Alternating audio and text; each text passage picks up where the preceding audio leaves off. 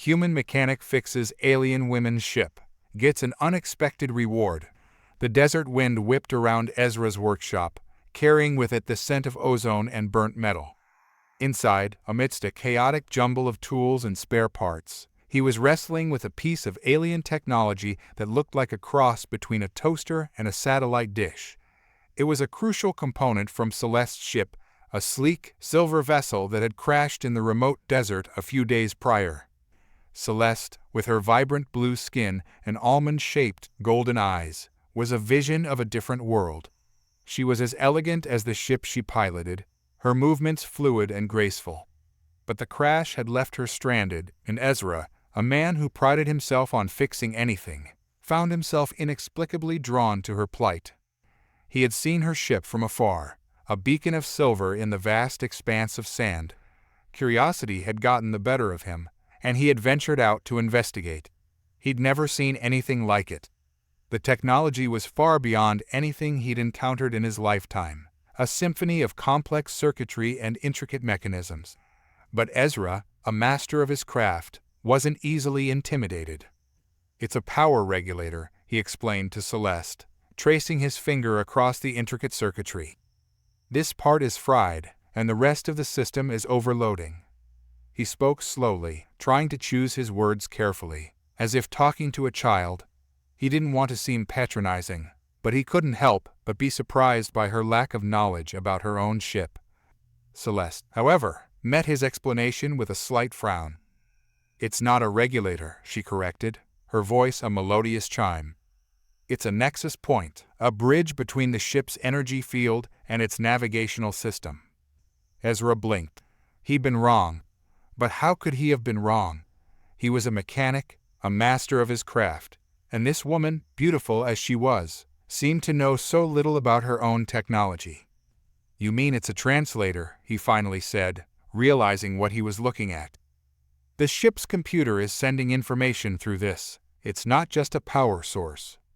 Celeste nodded, her eyes widening in understanding. "Yes, that's correct." For the next few days, Ezra worked tirelessly, studying the alien technology, learning its language, and piecing together the broken component. The days melted into nights, each hour spent in the workshop with Celeste, learning more about her world. A world of shimmering galaxies and star-hopping travel was more fascinating than any he had imagined. Finally, after days of tireless work, Ezra finished the repair. He connected the repaired nexus point to the ship's core, and a wave of energy pulsed through the vessel. The lights flickered, the engines hummed to life, and the ship was ready to fly again. Celeste, her eyes brimming with gratitude, turned to Ezra, her voice a soft, musical whisper. "I can never thank you enough." But as she reached out to touch him, something unexpected happened. A surge of energy flowed from her fingertips, coursing through his veins. It was a feeling of pure exhilaration, like 1,000 suns exploding in his mind. He felt his body shifting, transforming, becoming something different. Before he could react, Celeste gasped, her golden eyes widening in alarm. "What have I done?" she cried, her voice laced with panic. "I'm so sorry. I didn't mean to." Ezra looked at his hands, no longer his own. His skin was a smooth, shimmering blue, his fingers slender and elegant, his eyes a deep, luminous gold. He was no longer a human mechanic. He was Celeste's kind. The unexpected reward for fixing her ship was a permanent change, a transformation, a new life in a universe beyond his wildest dreams. And while he wasn't sure what the future held, he knew one thing for certain: he had been changed, irrevocably, forever. The hum of the alien ship's engine filled the makeshift workshop, a symphony of whirring gears and crackling energy. It was a far cry from the quiet hum of the mechanic's usual work on earthbound vehicles, but the challenge was exhilarating. The woman, with skin the color of polished amethyst and eyes that shimmered like captured starlight, watched him intently. Her name was Varia, and her ship, the Celestial Wanderer, was on the brink of collapse. "This isn't just a faulty capacitor," he said, squinting at the complex, pulsating circuitry. "There's a deeper issue, something affecting the energy flow." Varia, normally reserved and stoic, leaned closer, her form almost shimmering in the artificial light. "The core. It's unstable. I can feel it." He looked up, meeting her gaze. "Can you feel its heartbeat? It is as if it is gasping, struggling to breathe." His heart beat faster. It wasn't just a malfunction. The ship was alive, sentient. This was beyond his usual repairs. Days blurred into nights as he worked, poring over schematics, his mind a whirling vortex of unfamiliar symbols and concepts. Varia, despite the apprehension in her eyes, became a constant source of support, patiently explaining the complexities of her ship's unique energy system. She spoke of a celestial map, a network of energy points scattered across the cosmos, and the Wanderer's ability to tap into these points, drawing power from the very fabric of the universe. One night, he stumbled upon the problem. A microscopic crystal, vital to the core's stability, had been damaged. He couldn't replace it, not with earthly technology. His hope began to dwindle. "There is no repair possible," he said, the words heavy in his mouth. Varia's face clouded with despair. "Then my journey is over," she whispered. He hesitated, a new idea flickering in his mind. He hadn't yet shared his secret, the truth behind his work on Earth, the hidden project he'd been developing for years, a device to bridge the gap between the mundane and the extraordinary, between the familiar and the unknown. "There might be another way," he said, a tremor in his voice. He explained the device, its potential to access the very energy that powered the Wanderer, to create a temporary bridge to the celestial map. Varia's eyes, wide with wonder, shone brighter than ever. As he connected the device to the Wanderer, an unexpected energy surge swept through the workshop. The lights flickered, and the air crackled with an ethereal hum. They looked at each other, a silent pact formed in the shared thrill of the unknown. The device worked, but not as planned. A blinding light engulfed them, tearing them away from the workshop, from Earth, and hurtling them into the vast expanse of the cosmos. The Wanderer, instead of being repaired, had been ripped from its moorings, thrust into an unplanned journey across the stars. They were adrift, two strangers thrust together by fate, surrounded by the boundless wonder and terrifying unknown of the universe. And in that moment, as the stars swirled around them, he knew their journey had only just begun. The alien woman, shimmering with emerald scales and eyes like polished obsidian, regarded Celeste with a mixture of amusement and gratitude. "You are remarkable," she said, her voice a melodious purr. "A human, fixing a ship built by a species older than your entire civilization." Celeste, covered in grease and sweat, chuckled, wiping his brow with a tattered rag. "Well, it's not every day you get a chance to tinker with something that looks like it was built by a giant, sentient octopus," he quipped. He gestured at the ship, a shimmering, bioluminescent craft that looked more like a living organism than a machine. "It took me a while, but I managed to get those energy conduits back online." "More than online," the alien corrected, a mischievous glint in her eyes. "They're enhanced. You've increased the ship's efficiency by a significant margin." Celeste shrugged. "Just doing what I do, ma'am. A mechanic has to be resourceful, you know?" The alien, who introduced herself as Lyra, smiled, a brilliant flash of white teeth against her emerald scales. "I have no doubt you are resourceful, Celeste," she said, her voice softening. "And your generosity, your willingness to help a stranger, is not something I encounter often on this side of the galaxy. You deserve a reward." Celeste's eyes widened. "Reward? You don't need to do that, ma'am. Helping someone in need is its own reward." Lyra shook her head, her scales shimmering in the dim light of her ship's interior. "You have saved me, Celeste. My ship, my life, my mission. I cannot allow such a debt to go unacknowledged." She reached out, her hand a pale, luminous green against the darkness. A small, glowing orb, pulsing with a warm, violet light, materialized in her hand. "This," she said, her voice filled with awe, "is a starseed. It holds the essence of a dying star, its energy concentrated into this tiny sphere. With it, you can tap into the very fabric of the universe, grant wishes, manipulate energy, even bend reality itself." Silas stared at the orb, mesmerized by its pulsing light. This is incredible, he stammered, his voice barely above a whisper. It is yours, Celeste, Lyra insisted, placing the orb in his palm. But beware, the starseed is a powerful tool, capable of great good and great evil. Use it wisely. Celeste looked at Lyra, his eyes filled with a mix of wonder and apprehension. I don't know what to say, he managed, his voice trembling. Lyra smiled, her eyes filled with wisdom and understanding. You will find the words, Silas, she said, her voice a gentle caress. And when you do, remember this, you are not alone in the universe.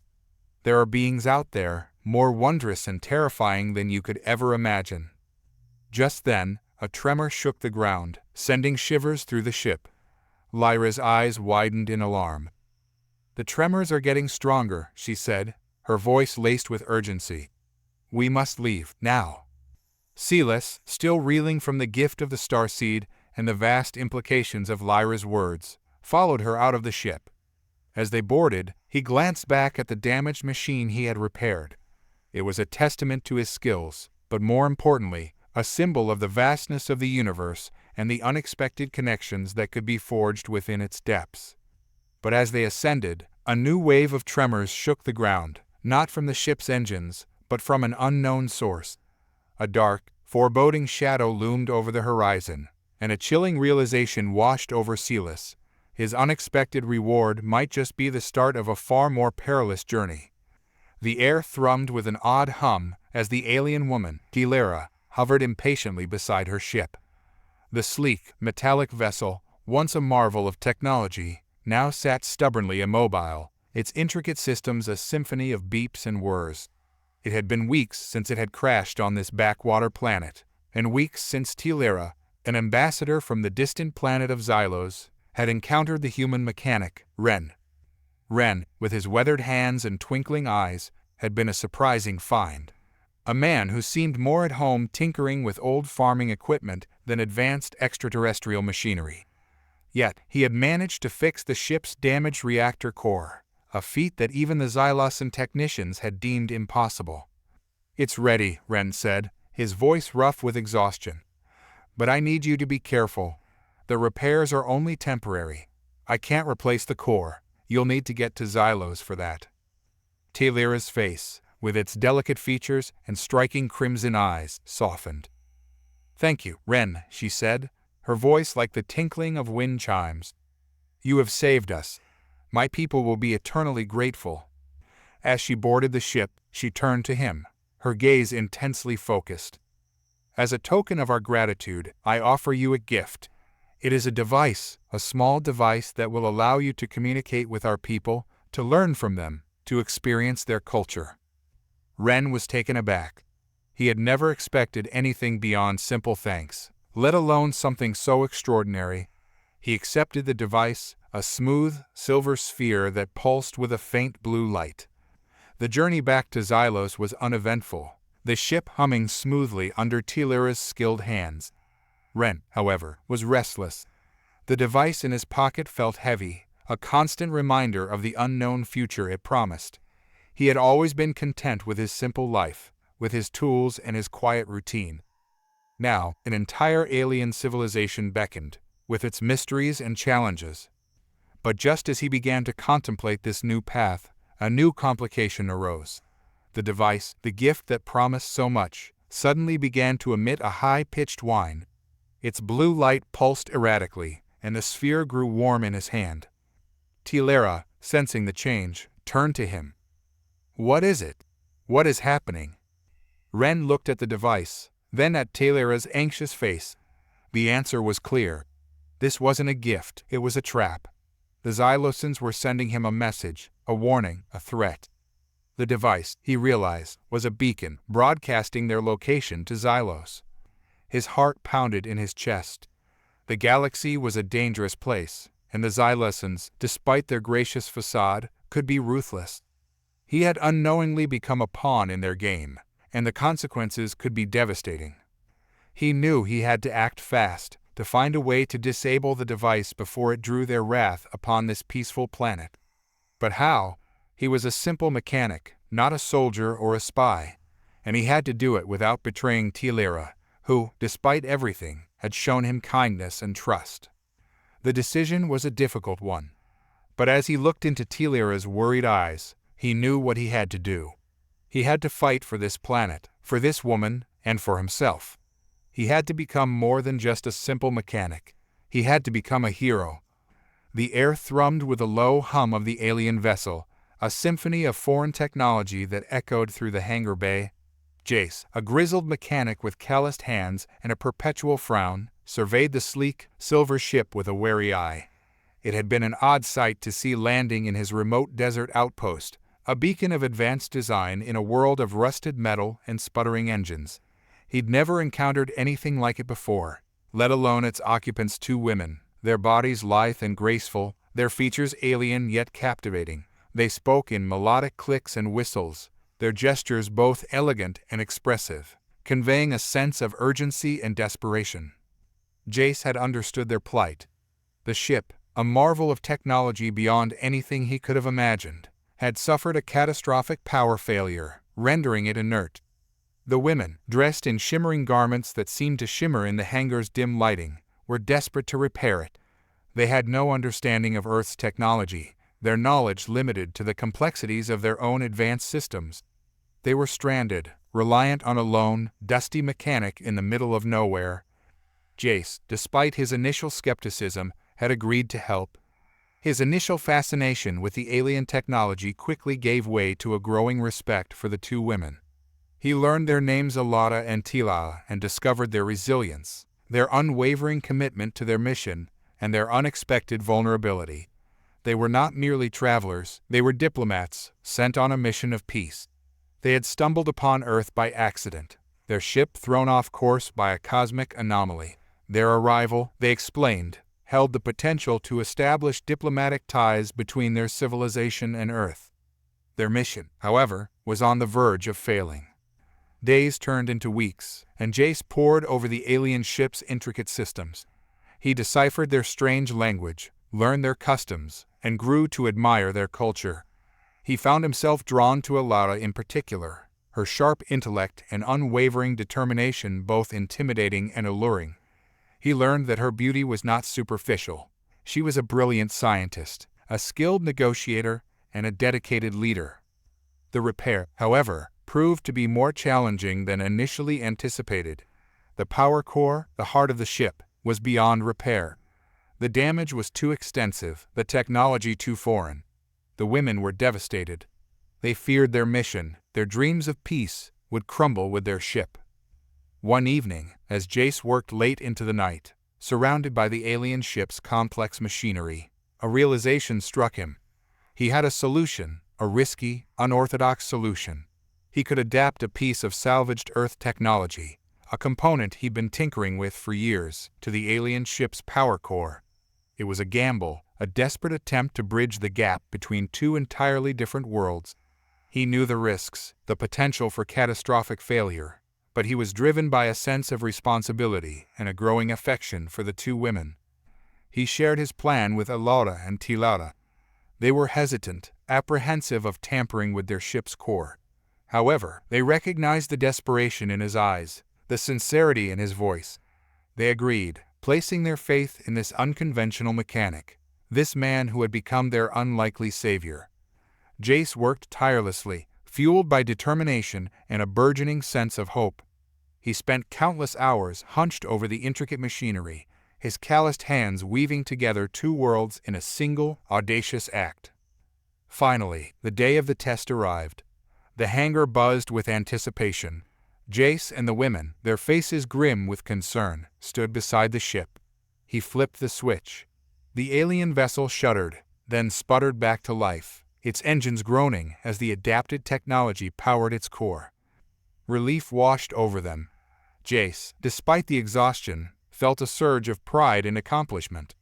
He had saved the ship, saved the mission, and perhaps, he realized, saved a part of himself. The women, their faces radiant with gratitude, turned to Jace.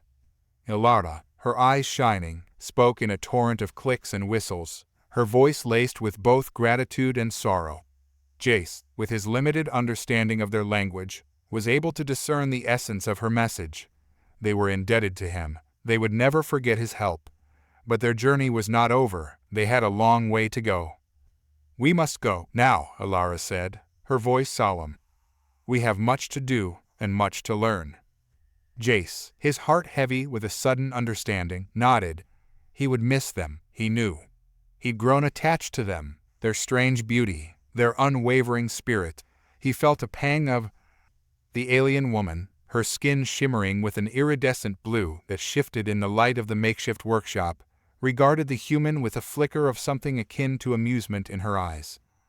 "You are," she said, her voice a low, melodious hum, "remarkably resourceful.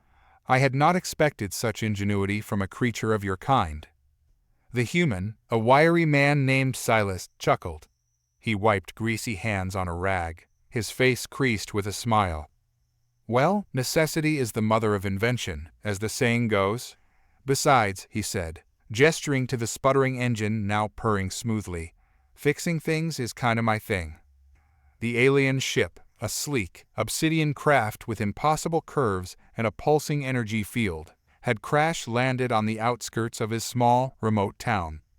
The locals had been hesitant, but Celeste, a self-proclaimed space junk enthusiast, with a workshop crammed with salvaged parts, couldn't resist the challenge. He had repaired the engine, a complex network of shimmering, bioluminescent components, using salvaged parts from an old mining drone and a repurposed microwave oven. He'd even managed to patch the hull using a sealant he'd concocted from resin and powdered algae. The alien woman, who introduced herself as Kiara, seemed impressed. But then, she delivered a surprising request. "I have a debt to pay," she said, her voice tinged with a hint of sadness. "I cannot offer you money, for your currency is useless on my world. But I can offer you a gift." Celeste, though surprised, felt a pang of anticipation. "A gift? What kind of gift?" Kiara looked at him with an intensity that made his heart skip a beat. "A chance," she said, her eyes gleaming. "A chance to see something truly extraordinary." He stared at her, baffled. "Extraordinary?" "I need to return to my world," she said, her voice low and grave. "But my ship is still damaged. It cannot jump to hyperspace without a core component, a special crystal that is only found in a nearby star system." Silas felt a thrill of excitement, a feeling he hadn't experienced since he was a boy, dreaming of exploring the stars. "You want me to come with you?" Kiara nodded, her gaze steady. "I need someone to help me find it. Someone who is brave, resourceful, and understands the value of a good bargain." Celeste, in that moment, knew he had to go. The opportunity was too tempting to resist, even if it meant venturing into the unknown, into the vast expanse of the cosmos. He glanced at the patched-up ship, its alien beauty now filled with a new sense of promise. He wasn't just a human mechanic anymore. He was about to become something much, much more. But as they prepared for departure, a chilling realization struck Celeste. A news report flickered on the workshop's old TV, showing a fleet of sleek, imposing warships, adorned with the emblem of a tyrannical intergalactic empire. "The Draconians," Celeste muttered, his face pale. "They've been sighted in this sector." Kiara's eyes narrowed.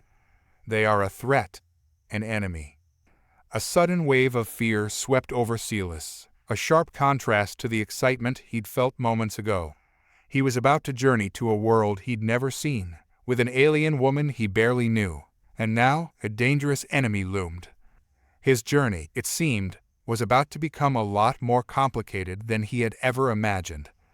The humming of the alien ship's engine had become a familiar, if unnerving, lullaby to Celeste, the human mechanic. He had spent weeks now, his brow furrowed in concentration, his hands a blur of grease and precision, trying to understand the alien technology. It was unlike anything he had ever encountered, a symphony of swirling lights and humming wires, the purpose of which remained largely a mystery. The alien women, twin sisters named Ira and Urin, had been patient, though Celeste could sense their growing anxiety. They were beautiful, their skin a pale, ethereal blue, their eyes a luminous purple, but their faces were etched with worry.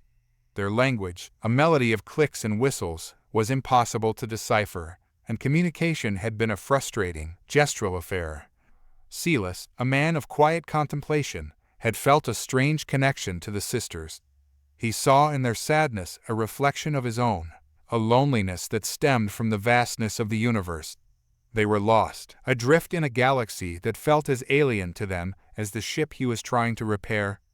He had finally identified the issue. A core component, crucial to the ship's energy regulation, was malfunctioning.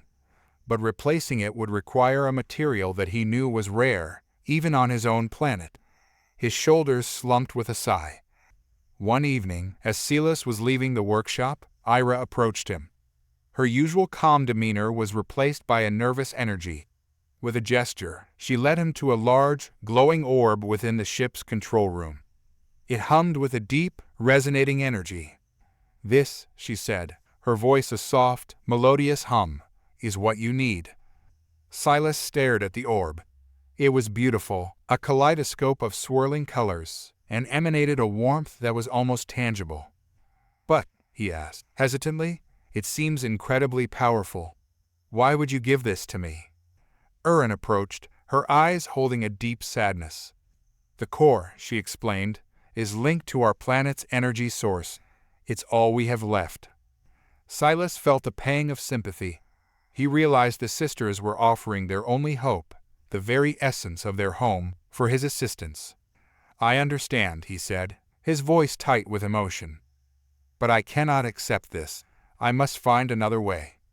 He turned to leave, but Erin's hand gently grasped his arm. "It is not a gift," she said, her voice filled with a quiet, desperate urgency. "It is a desperate plea. We must get home, or our people will perish. Please, Celeste, help us." Celeste's heart ached. He saw the fear, the desperation in their eyes. He understood their plight, the vulnerability of a species facing extinction. He knew then that he couldn't leave them. He would find a way. He spent the next few days poring over his books, searching for any mention of a material that could replicate the energy core's function. He scoured his files, his notes, his memories, but nothing came close. He was on the verge of despair when a passage in an ancient text caught his eye.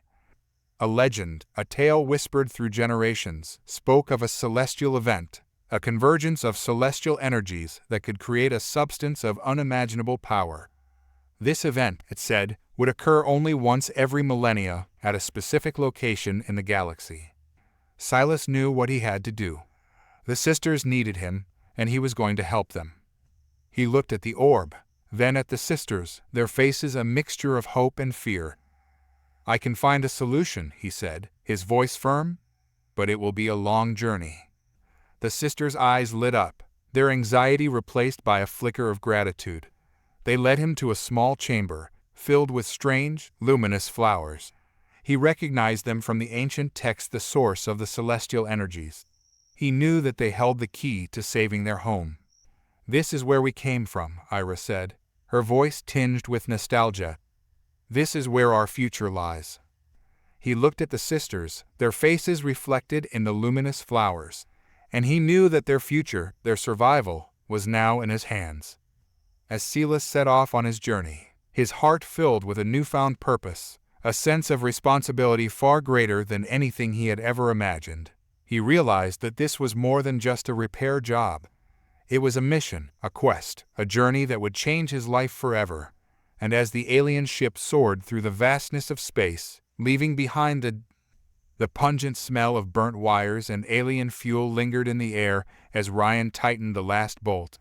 He stepped back, wiping the grime from his brow, and surveyed the alien ship's engine compartment. It was a chaotic mess of gleaming metal, pulsating lights, and intricate circuitry that seemed to defy logic. But he had done it. He had managed to repair the damaged engine core, a feat that had seemed impossible just hours ago. His visitor, an alien woman named Ira, was unlike any being he had ever encountered. Her skin shimmered with iridescent scales, her eyes glowed with an internal light, and her hair flowed like liquid silver. She spoke in a series of clicks and whistles that his translator device struggled to decipher, but their shared goal, getting her ship repaired, had transcended the language barrier.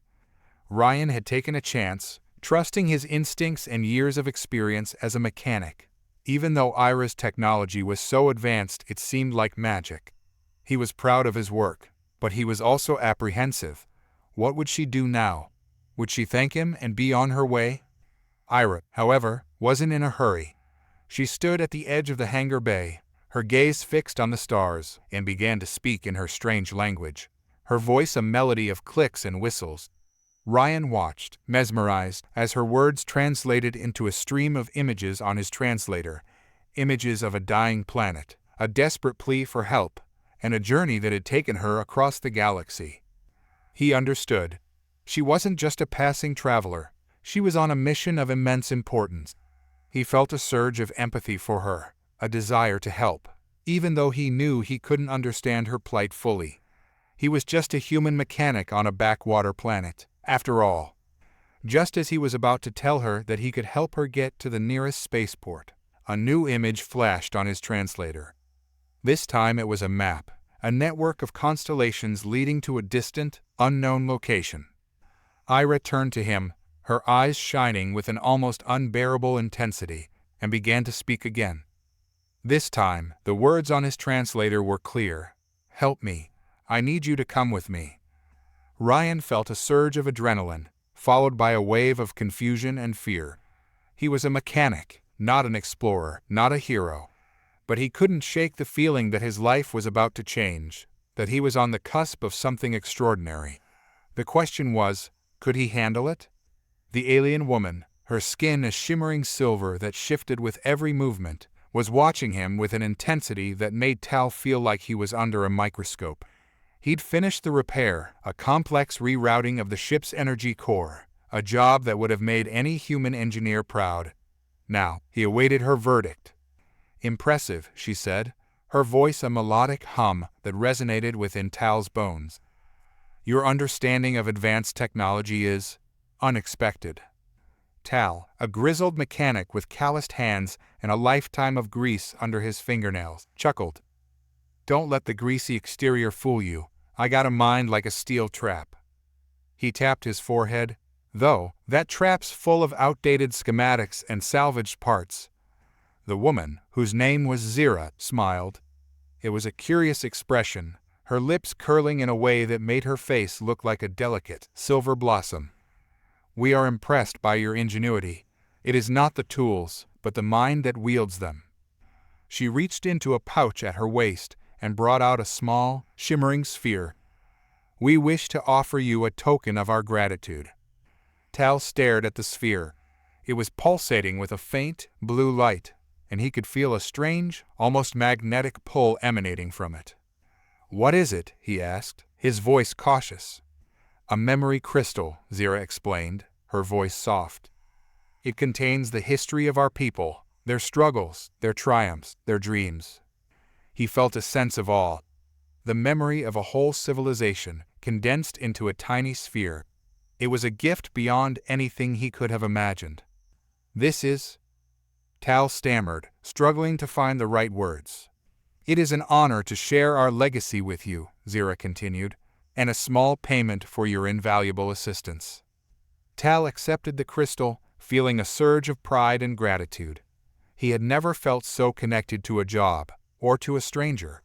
He had repaired a ship, yes, but he had also touched upon something extraordinary, something that transcended language and species. But before he could fully grasp the implications of the gift, Ezra announced, "However, there is a complication. Our ship is not fully functional." "What do you mean?" Tal asked, his heart sinking. "There is a malfunction in the temporal displacement module," Ezra explained. "It is not a simple fix. We need to find a source of specific energy crystals, which are rare and scattered across the galaxy." Tal's mind raced. He had salvaged parts, rewired circuits, but this was something else entirely. He was no expert in temporal displacement, and the thought of venturing into the vast, unknown expanse of space filled him with a chilling apprehension. Ezra looked at him with an earnest gaze. "We need your help, Tal." Tal glanced at the shimmering sphere in his hand. at the memory of an entire civilization entrusted to him. He couldn't turn his back on this opportunity, on this responsibility. "All right," he said, taking a deep breath. "Let's find those crystals." A flicker of hope ignited in Zira's eyes. "Thank you, Tal. You will be handsomely rewarded." He knew he was stepping into the unknown, into a galaxy filled with wonder, danger, and possibilities he could only begin to imagine. But as he looked at Zira, he felt a strange sense of excitement bubbling within him, a feeling he hadn't felt in years. He was going to find those crystals, for Zira, for the memory of her people, and for himself. His life as a grease-stained mechanic had just taken an unexpected, extraordinary turn. The galaxy, it seemed, was waiting for him. The hum of the alien vessel's engine, a symphony of strange, pulsing frequencies, vibrated through Micah's bones. He was covered in grease, his brow beaded with sweat, but his eyes held a spark of triumph. He'd finally managed to isolate the source of the malfunction. A crystal, humming with an otherworldly energy, had gone haywire.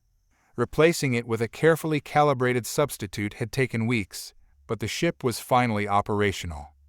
He emerged from the engine room, blinking in the sudden brightness of the sun. He was met by the alien woman, her skin a shade of turquoise that shimmered with an almost iridescent quality. Her name, he had learned, was Lyra. She was a breathtakingly beautiful creature, even with her large, almost cat-like eyes narrowed in a look of suspicion. "It is functioning." Lyra's voice was a soft, melodious hum that was unlike any human language Micah had heard before. "She's good as new," Micah said, wiping his hands on a rag. He couldn't help but feel a flicker of pride. He had never felt so connected to a repair job, let alone one on an alien spacecraft. Lyra studied him with a strange intensity, her gaze lingering on the tools he carried and the grease smudged across his face. He couldn't read the emotion in her eyes. "Your methods are primitive," she finally said, her voice devoid of any disrespect, yet still laced with a hint of amusement. "But effective. You have a talent, human." Micah blushed. "I'm just a mechanic," he mumbled, suddenly feeling awkward under her gaze. She smiled, a gentle curve of her lips that made her whole face seem to glow. "You are more than that, human," she said. Then, she did something unexpected. She reached out, placing a cool, smooth hand on his cheek. A shock, an electric tingle, ran through Micah. It wasn't just the physical sensation, it was the overwhelming sense of something more. He couldn't quite describe it, but it felt like a connection, a bond that transcended language and species. Before he could process it, Lyra retracted her hand and turned to leave, but not before her eyes met his again. "You are owed a reward," she said, her voice carrying a new note of urgency. "Meet me by the lake at dawn, human. Do not be late." Micah was left standing there, his heart pounding, his mind racing. What had just happened? What was this reward? And why did he feel so strangely drawn to the alien woman? The next morning, Micah stood by the lake, the rising sun painting the sky in hues of orange and pink. He felt an unsettling mixture of excitement and apprehension. Lyra arrived, her turquoise skin glowing in the first rays of light. She gestured to the lake, and as Micah watched, the water began to ripple and shift. A swirling vortex formed in the center, and from it emerged a magnificent creature, unlike anything he'd ever seen. It was a colossal dragon, its scales shimmering like rubies and emeralds, its wings stretching across the entire lake. Micah gasped. "This is..." "A gift," Lyra said, her voice filled with warmth. "A bond of trust, a symbol of our shared journey. You are the only human, the only being, to whom I would entrust it." Micah's eyes widened. This wasn't just a reward, it was a responsibility. He knew he couldn't refuse, even if he didn't fully understand what he was agreeing to. But before he could respond, a deep, rumbling voice, as ancient as the earth itself, echoed across the lake. It wasn't just the dragon that had arrived. Another, a monstrous beast, black as night, with glowing red eyes, emerged from the shadows of the forest, its wings flapping like giant, obsidian flags. Micah felt a chill run down his spine. He'd saved an alien ship, but he'd just opened a door to something far, far bigger. The alien woman, her name a melodic series of clicks and whistles that Riley couldn't quite decipher, regarded him with an intensity that made him shift uncomfortably. Her skin was a deep, iridescent blue, and her eyes, like liquid gold, seemed to pierce through his soul. The hum of the repaired ship filled the hangar, a testament to Riley's ingenuity and the alien technology that had challenged him in ways he'd never imagined. "You are different," the woman finally said, her voice a low, resonating hum. Riley blinked, confused.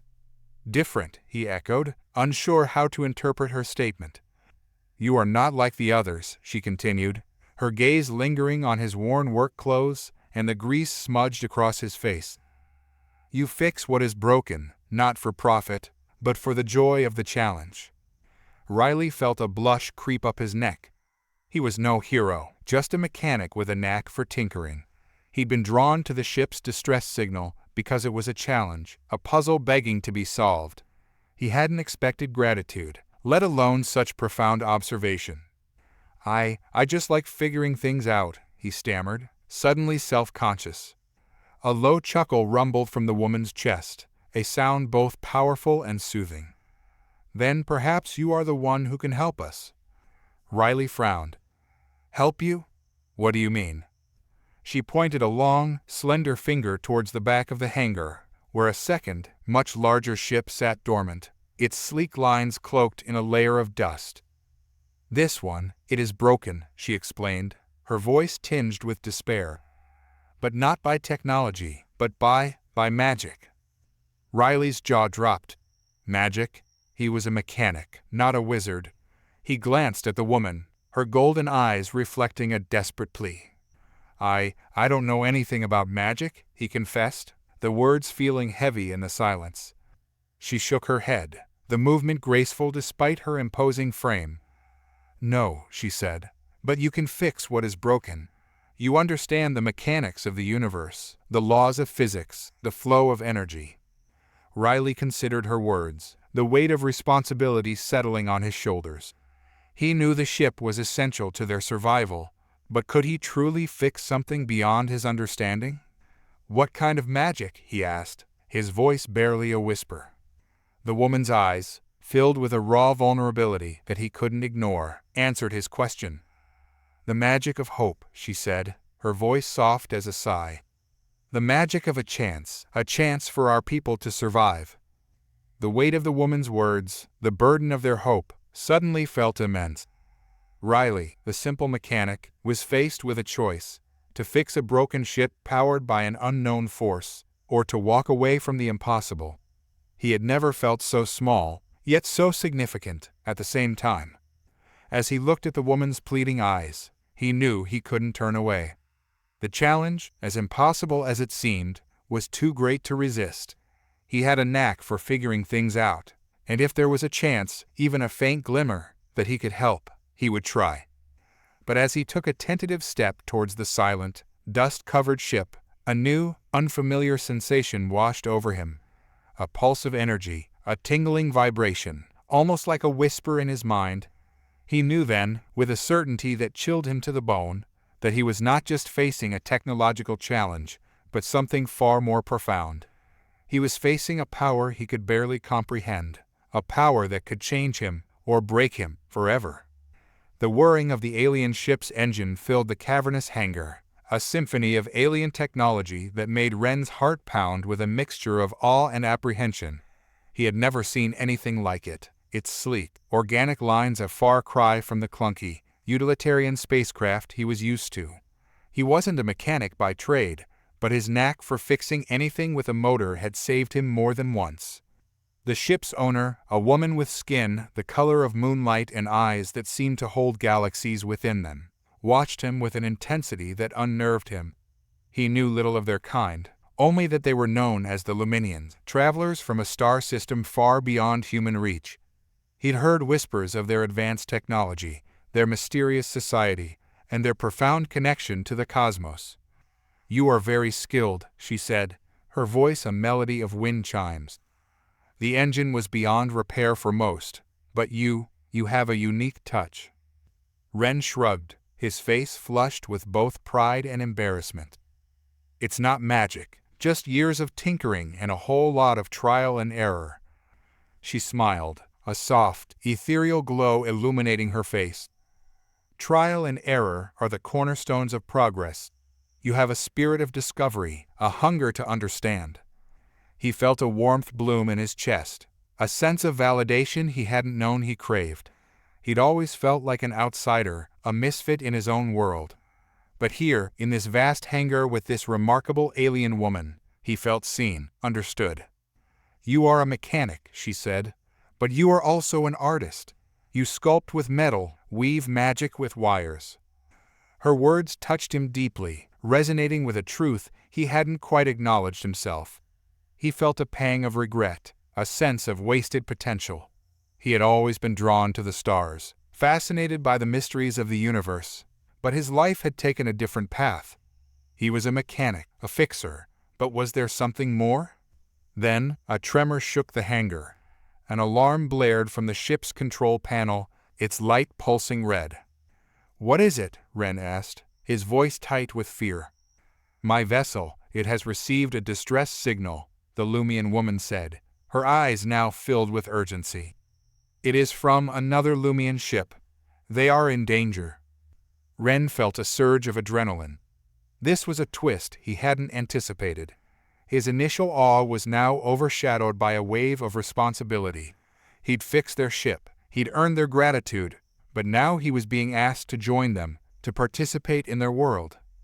I don't know if I'm ready for that," he stammered, his mind racing with a torrent of conflicting emotions. The Lumian woman looked at him, her gaze searching, understanding.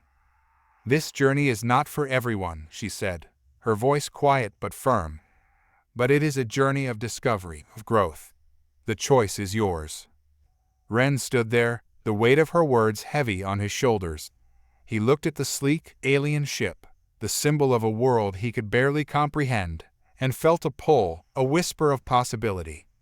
"All right," he said, his voice firm despite the tremor in his heart.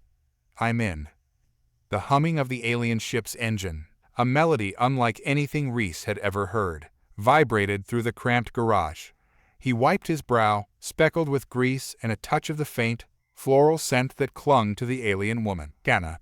Her sleek, blue skin seemed to shimmer under the flickering garage lights, and her large, dark eyes were fixed on him with an intensity that made his stomach twist.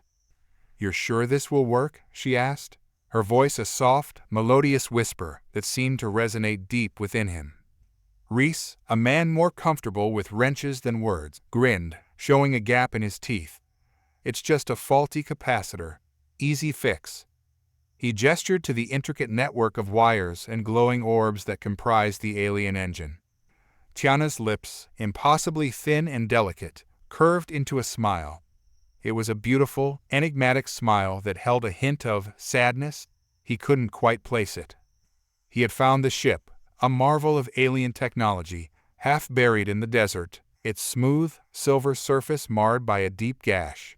He'd spent days trying to understand its workings, relying on his intuition and a healthy dose of stubbornness.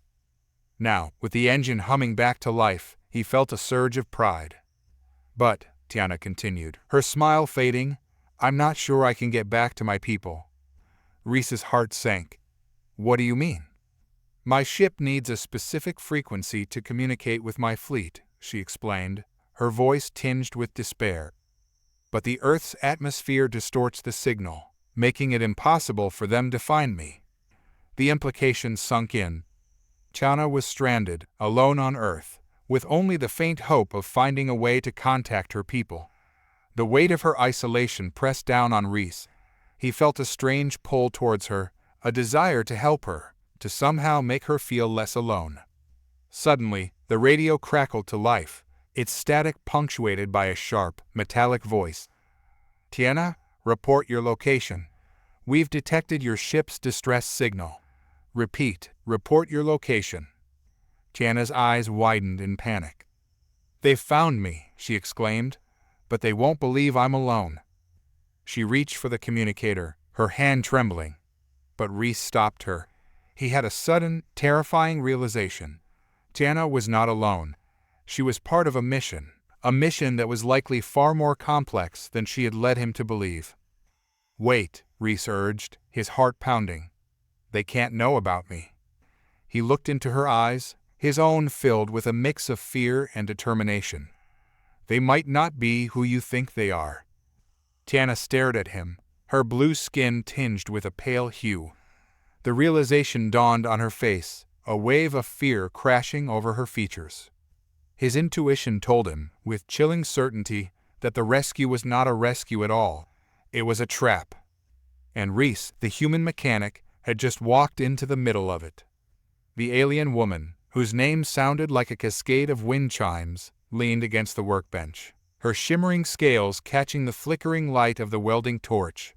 Her gaze, dark and fathomless, was fixed on Dan's hands as he expertly replaced a corroded component in her ship's propulsion system.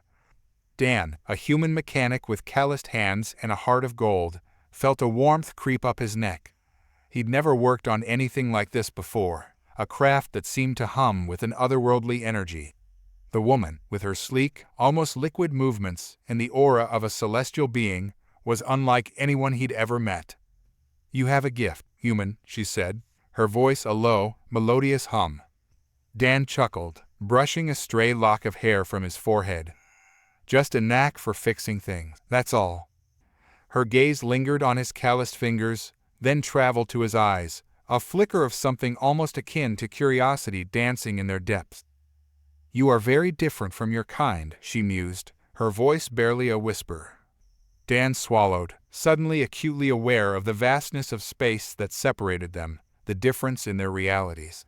The woman, a being of pure energy and grace, and him, a simple mechanic from a backwater planet. Yet, despite their differences, a connection had formed. The ship hummed back to life, the alien woman's eyes filled with gratitude. As she prepared to depart, she turned to Dan, her expression grave. "My people are in peril," she said, her voice laced with urgency. "My ship, my only way to reach them, is damaged beyond repair. I cannot leave without a replacement." Dan felt a pang of sympathy.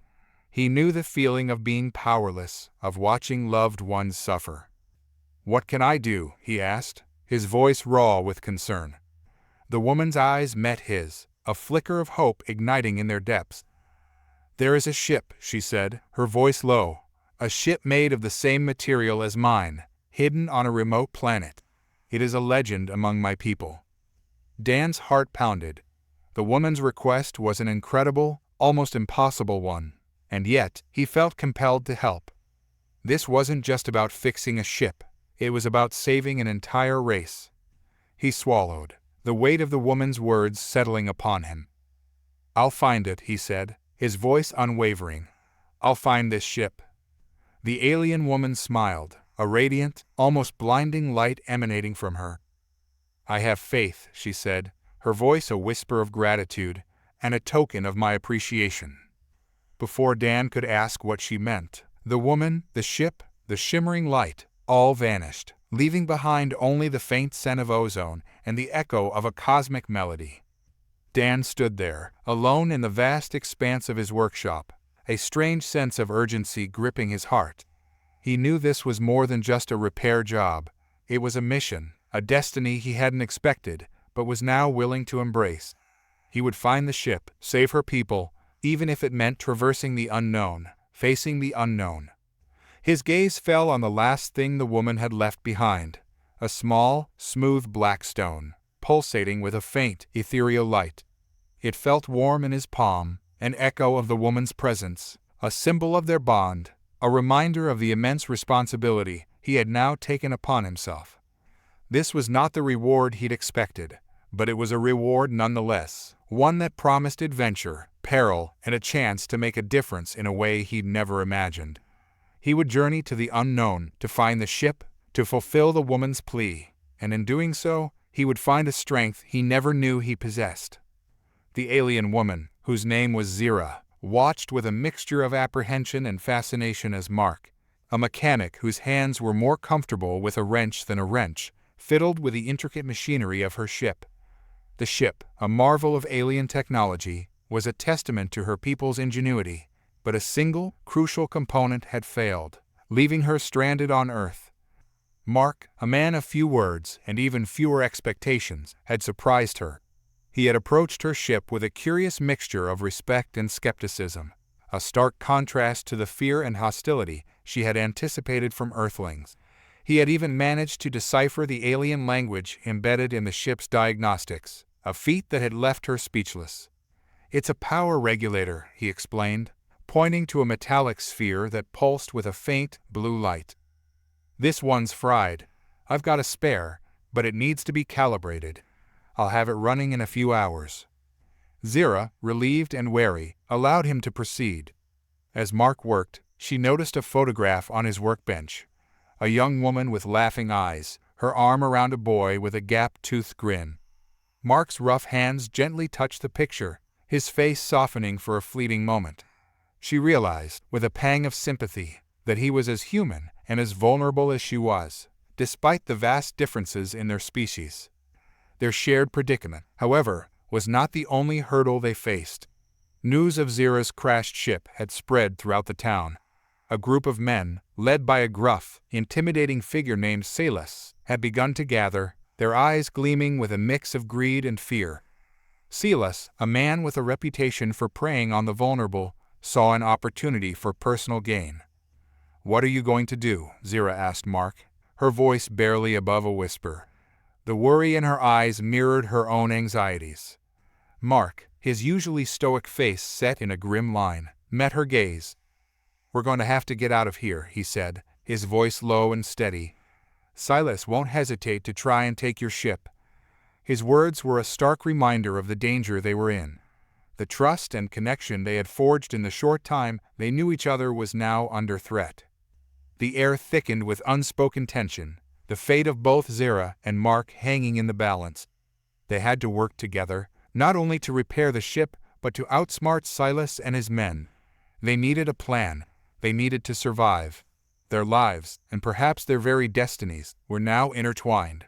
And, in the face of danger, they would forge an alliance, their differences no longer a barrier but a source of strength.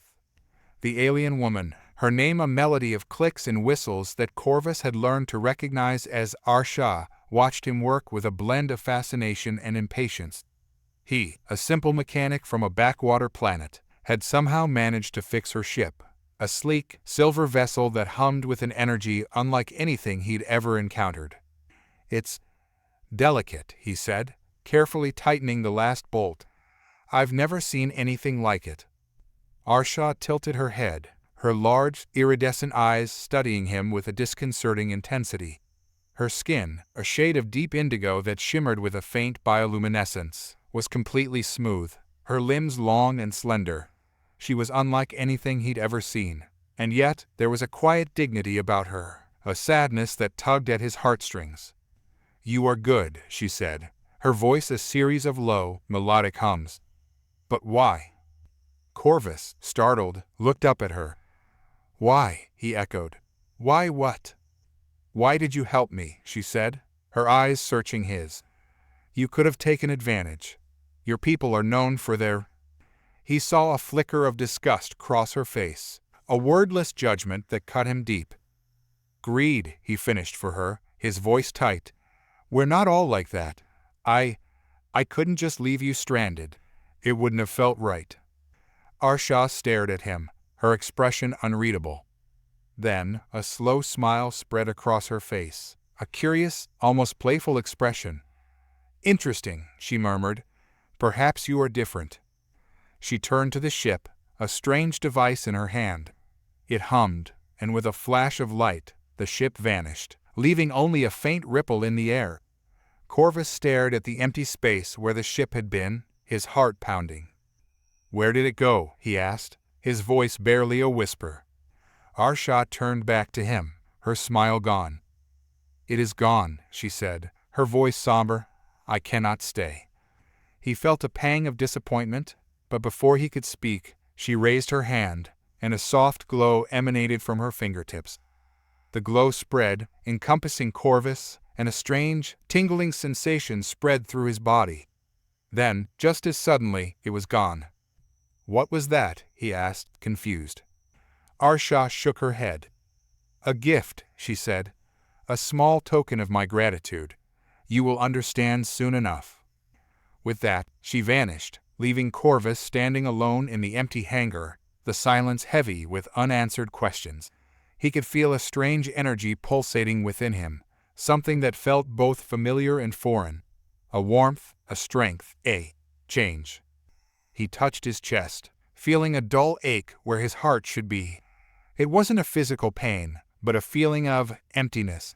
He had never been good with words, but he knew this was something more than a simple, heartfelt reward. It was a responsibility, a burden, a connection. A connection to something far bigger than himself. And the question that echoed in his mind was no longer about the missing ship, but about the woman who had left him with a gift, a promise, and an unsettling sense of destiny. He didn't know where she had gone, but he knew he would find her. The path was clear, though he didn't know the destination. He was no longer just a mechanic. He was something else, something more. He was the keeper of the seed, and his journey had just begun. The smell of burnt ozone and the faint whiff of something metallically sweet lingered in the air. Celeste, a mechanic with calloused hands and a gruff exterior, surveyed the wreckage of the alien ship, a sleek, metallic disc with shimmering blue accents. He had never seen anything like it in his years of tinkering with earthly vehicles. But then again, he hadn't expected to find an alien spacecraft crashed in his backyard either. The alien woman, with skin the color of polished jade and eyes that pulsed with an inner light, watched him with an intensity that made Silas's gut clench. Her name was Ezra, and her stoic demeanor concealed a sense of urgency. She had been on a vital mission, a mission that was now hanging precariously in the balance. She needed Silas's expertise, his knack for fixing things that seemed beyond repair. Silas was a man of few words, but his hands spoke volumes. They danced over the intricate circuitry, tracing the pathways of energy, identifying the source of the malfunction. He worked tirelessly, driven by a strange mixture of curiosity and a need to help. Days turned into weeks as Silas immersed himself in the alien technology. He learned to read the language of light that pulsed through the ship's veins, to understand the intricate dance of energy that made it fly. In the process, he began to understand Ezra. Beneath her reserved exterior, he found a woman of immense strength and unwavering determination, a woman who carried the weight of her people's hopes on her shoulders. Their bond deepened with each passing day, a silent understanding growing between them despite their vastly different worlds. Silas, the gruff, solitary mechanic, found himself drawn to Ezra's quiet strength and unwavering resolve. Ezra, in turn, saw in Silas a humanity that transcended their differences, a kindness that shone through the rough edges of his demeanor. Then, the unexpected happened. An alert flashed on the ship's console, a warning of an impending solar flare. The flare, a powerful burst of energy from the sun, could cripple the ship, rendering it incapable of repairing itself. The window of escape was closing, and Ezra knew she had to make a choice. She could stay and attempt to repair the ship, risking her life and the fate of her mission. Or she could leave, abandoning the ship and her mission, knowing she would never see her people again. Ezra looked at Silas, her eyes filled with a silent plea. She knew that he understood her predicament, that he knew what was at stake. And in that moment, Silas knew what he had to do. He couldn't let her abandon her mission.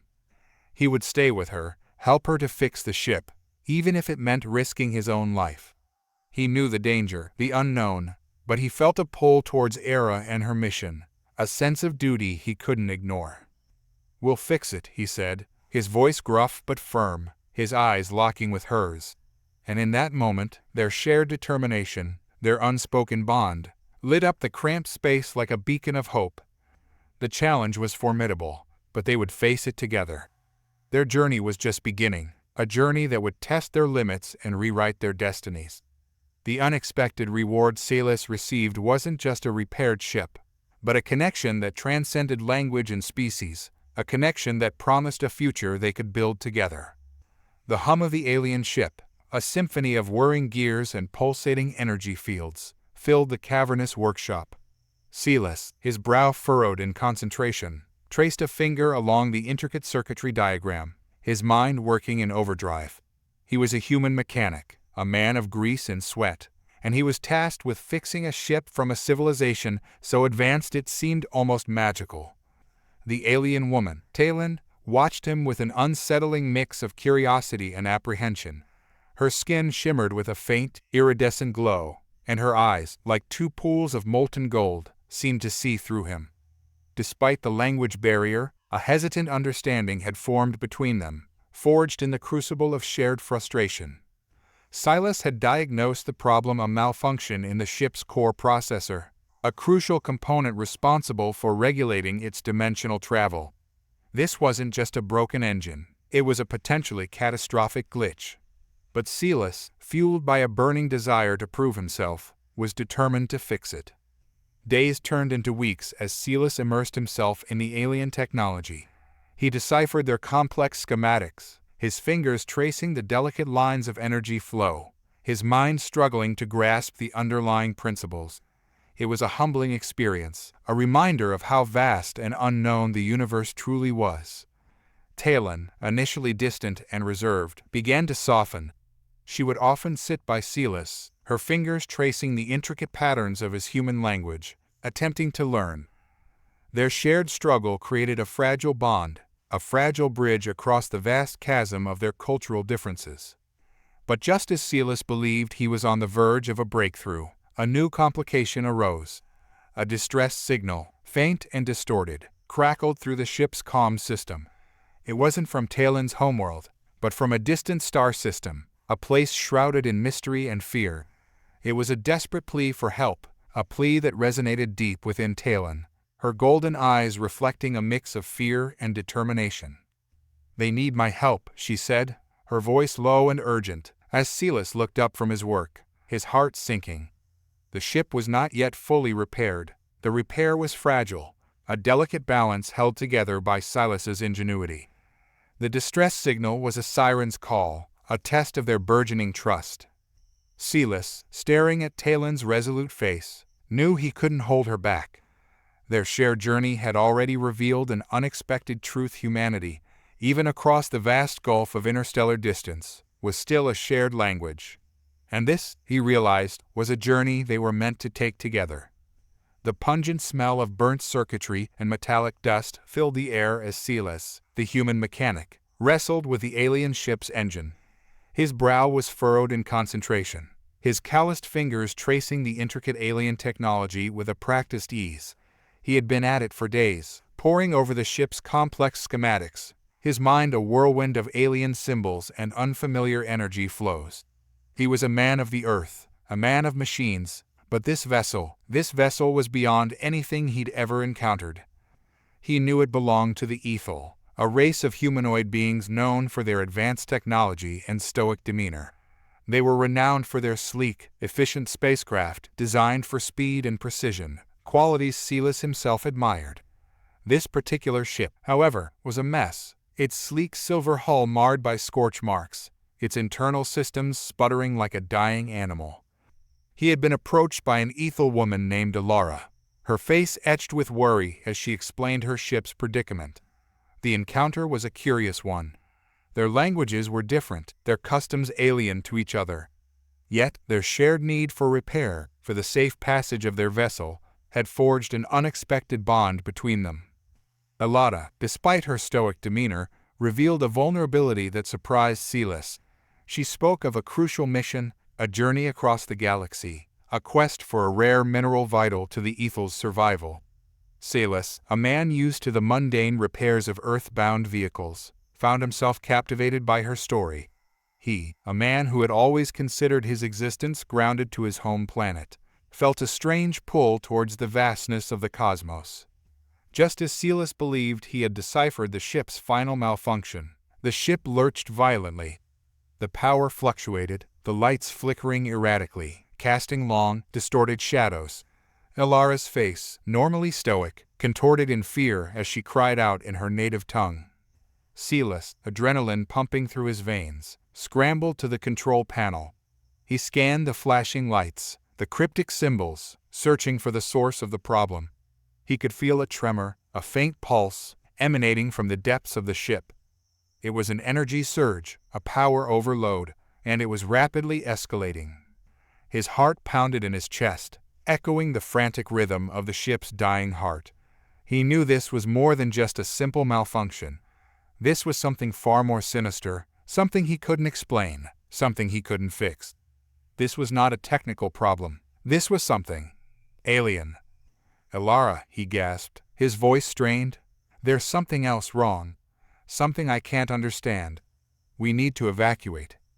Elara stared at him, her eyes wide with apprehension. "What is it?" she asked, her voice laced with anxiety. "I don't know," Celeste confessed, his words laced with fear. "But we need to get out now."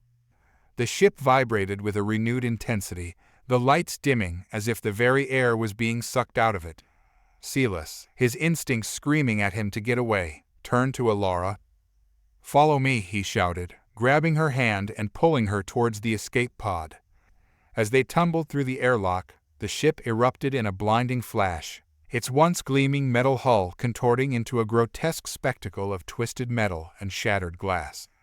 Celeste, with Elara clinging tightly to his side, watched in horror as the ship, his creation, his challenge, his bridge to the cosmos, disintegrated in a fiery inferno.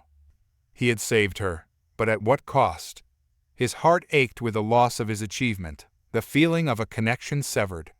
As he looked at Elara, her face etched with both relief and grief, he knew this was just the beginning. The universe, it seemed, had much more in store for him, and he, the humble human mechanic, was not ready for it. The airlock hissed as it sealed, separating Talon from the vast, starry expanse of the alien vessel. He turned, his eyes adjusting to the soft glow of the ship's inner lights, and saw her. She was unlike any woman he'd ever seen, with skin the color of polished jade and eyes that shone with an inner light. Her long, silver hair cascaded down her back, and she wore a shimmering garment that seemed to change color with every movement. She held a small, ornate box, its surface inlaid with intricate carvings. It pulsed with a soft, blue light. "This," she said, her voice a musical chime, "is a token of our gratitude. It contains a piece of our world, a part of our history." Talon took the box, his fingers tracing the carvings. He felt a surge of excitement mingled with caution. This was more than just a simple gift. It was a connection to a civilization far beyond his comprehension. "What is it?" he asked, his voice trembling slightly. "It is called a talisman of remembrance. It will help you recall the memories of this encounter, even if you forget them." Talon stared at the box, his mind reeling. He couldn't believe what had just happened. He, a simple mechanic from a backwater planet, had just been entrusted with a piece of alien technology, a piece of alien history. It was both thrilling and terrifying. "But," he said, hesitant, I have a life here. Family, friends. I can't just leave everything behind." The woman smiled sadly, a flicker of understanding in her jade eyes. "We understand, Talon. You are free to return to your life. But this talisman will remain with you, a reminder of our encounter. And perhaps," she added, a hint of mischief in her voice, "it will lead you to something more." He didn't understand what she meant, but he knew, deep down, that this wasn't the end. The talisman warmed in his hand, a subtle hum resonating within its intricate carvings.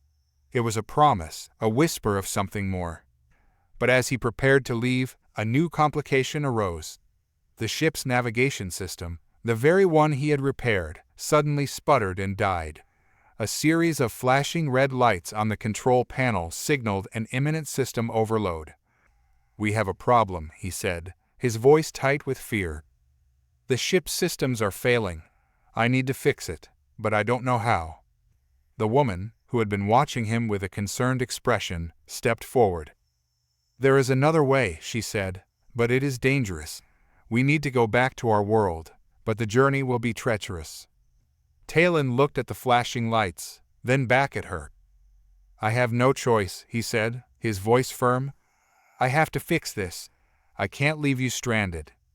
And so, with a sense of foreboding and a newfound purpose, Talon and the alien woman embarked on a daring mission, A journey that would test their skills, their courage, and the very fabric of their reality.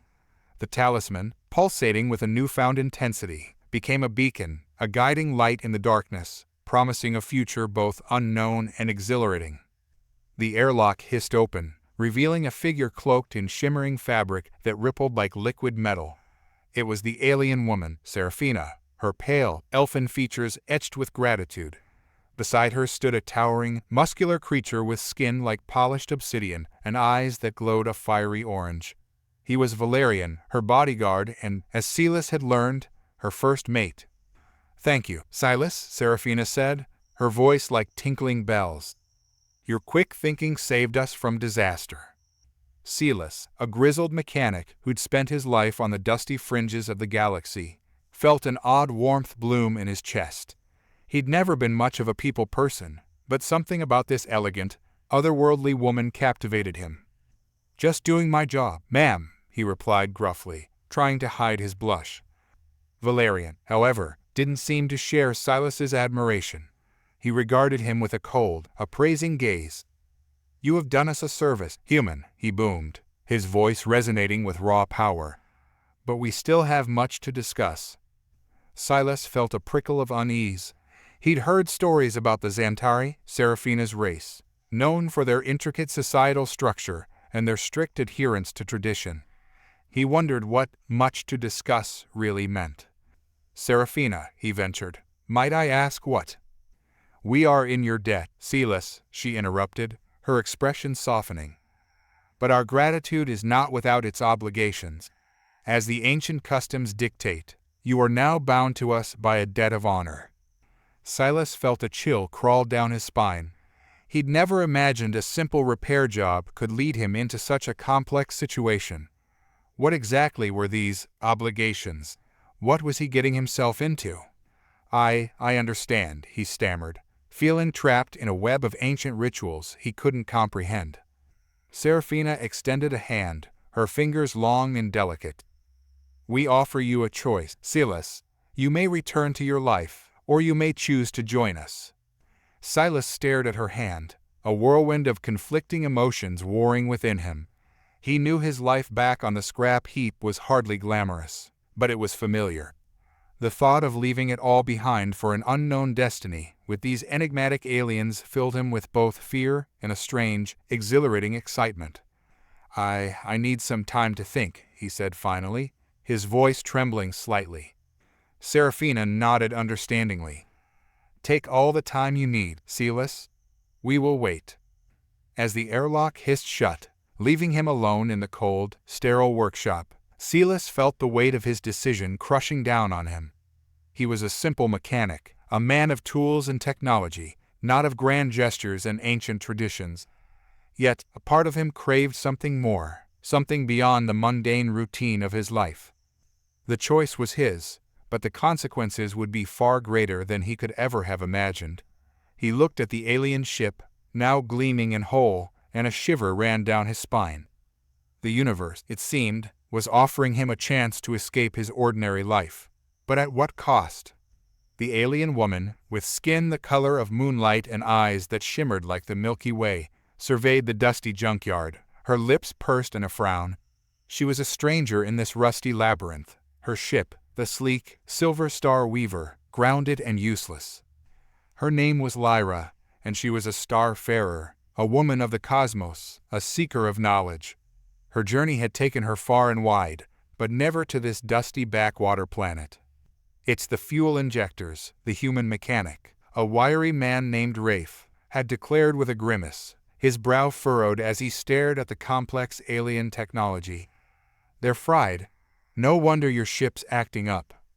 Rafe, a man who had spent his life fiddling with rusty engines and broken dreams, had never expected to encounter an alien, let alone repair her ship. He was a man of Earth, grounded by his own past, and yet, here he was, on the cusp of something extraordinary. Lyra, for her part, found herself inexplicably drawn to this man. His hands, calloused and rough, moved with a surprising grace as he worked on her ship. His eyes, a deep shade of brown, held a depth she had never encountered before. The days that followed were filled with a strange harmony. Rafe, fueled by a newfound sense of purpose, worked tirelessly, his mind humming with the intricate workings of the Star Weaver. Lyra, in turn, found herself captivated by the stories he told, tales of human history and culture. One evening, as the sun dipped behind the horizon, painting the sky in hues of orange and red, Rafe finally finished the repairs. "She's good to go," he said, wiping his hands on a rag. Lyra was filled with a surge of gratitude. "Thank you," she said, her voice tinged with emotion. "You have my eternal thanks." "No need for that," Rafe said, a shy smile playing on his lips. "Just glad I could help." Then, a chilling tremor shook the ground. The sky above them erupted in a blinding flash of light, followed by a deafening roar. A large, black ship, unlike anything Rafe had ever seen, descended from the heavens, its shadow engulfing the junkyard. Rafe's heart pounded in his chest. "What is that?" he whispered, his gaze fixed on the menacing vessel. Lyra's face paled. "They found me," she said, her voice barely a whisper. "They have been tracking me." The dread that settled upon Rafe was as tangible as the dust that swirled around him. He knew, with a certainty that froze his blood, that the unexpected reward Lyra had promised was now a dangerous curse. The hum of the alien ship's engine, once a cacophony of malfunctioning parts, was now a smooth, reassuring purr. Mark, a mechanic whose hands were more accustomed to the grease of earthly machines, had managed to fix the vessel, a feat that earned him a look of awestruck gratitude from the ship's sole occupant, a woman whose skin shone with an otherworldly luminescence. You have done the impossible," she whispered, her voice a symphony of melodic clicks and whistles. "You saved us." Mark, a man whose life was defined by hard work and practicality, felt a warmth bloom in his chest. He was no hero, but seeing the relief in her eyes, the way her whole being seemed to relax, made him feel like one. He had expected to be paid in some form of alien currency, maybe some exotic trinkets. Instead, the woman, whose name he learned was Nashi, offered him a gift that defied his understanding. "The universe, it works in mysterious ways," she said, her eyes shining with an almost divine light. "And sometimes, the biggest reward isn't material. It's something far more profound." Then, with a swift movement, she touched his forehead, the sensation like a jolt of electricity that coursed through his body. The world around him dissolved, replaced by an overwhelming kaleidoscope of colors and sounds. He saw galaxies spinning, planets forming, and felt the vastness of the universe expand within him. When he finally opened his eyes, the world around him seemed different. His vision was clearer, his senses heightened. He felt a newfound connection to the world, a sense of belonging to something far larger than himself. He had been gifted with a glimpse of the cosmos, an understanding that transcended language and logic. It was a gift far more precious than any alien treasure. But the joy was short-lived. Nashi, her form shimmering with an inner light, spoke with a sorrowful tone. "This was not meant to be. I was not supposed to reach you, not yet. The universe has other plans. My journey must continue." A wave of panic washed over Mark. He had grown fond of the alien woman, her quiet wisdom, and her otherworldly beauty. But as if sensing his thoughts, Nashi said, "Do not fret, for we will meet again. The universe has a way of bringing together those who are meant to be." With a final, wistful smile, she touched his forehead once more. This time, it felt like a warm embrace. Then, with a flicker of light, she was gone, leaving behind only a lingering scent of lavender and starlight. Mark was left alone, grappling with a sense of loss and a newfound responsibility. He knew he couldn't keep this gift to himself. The universe had given him a glimpse of something bigger, something that demanded to be shared. He had to find a way to understand the meaning of this cosmic encounter, to decipher the message it carried. As he walked away from the hangar, the world looked different. He saw the universe in every blade of grass, every drop of rain, every human face. He felt a responsibility to protect this world, to be a better steward of the planet and its inhabitants. He was no longer just a mechanic, He was a witness, a guardian of the universe's secrets. His life had been forever changed, but he didn't know what the future held.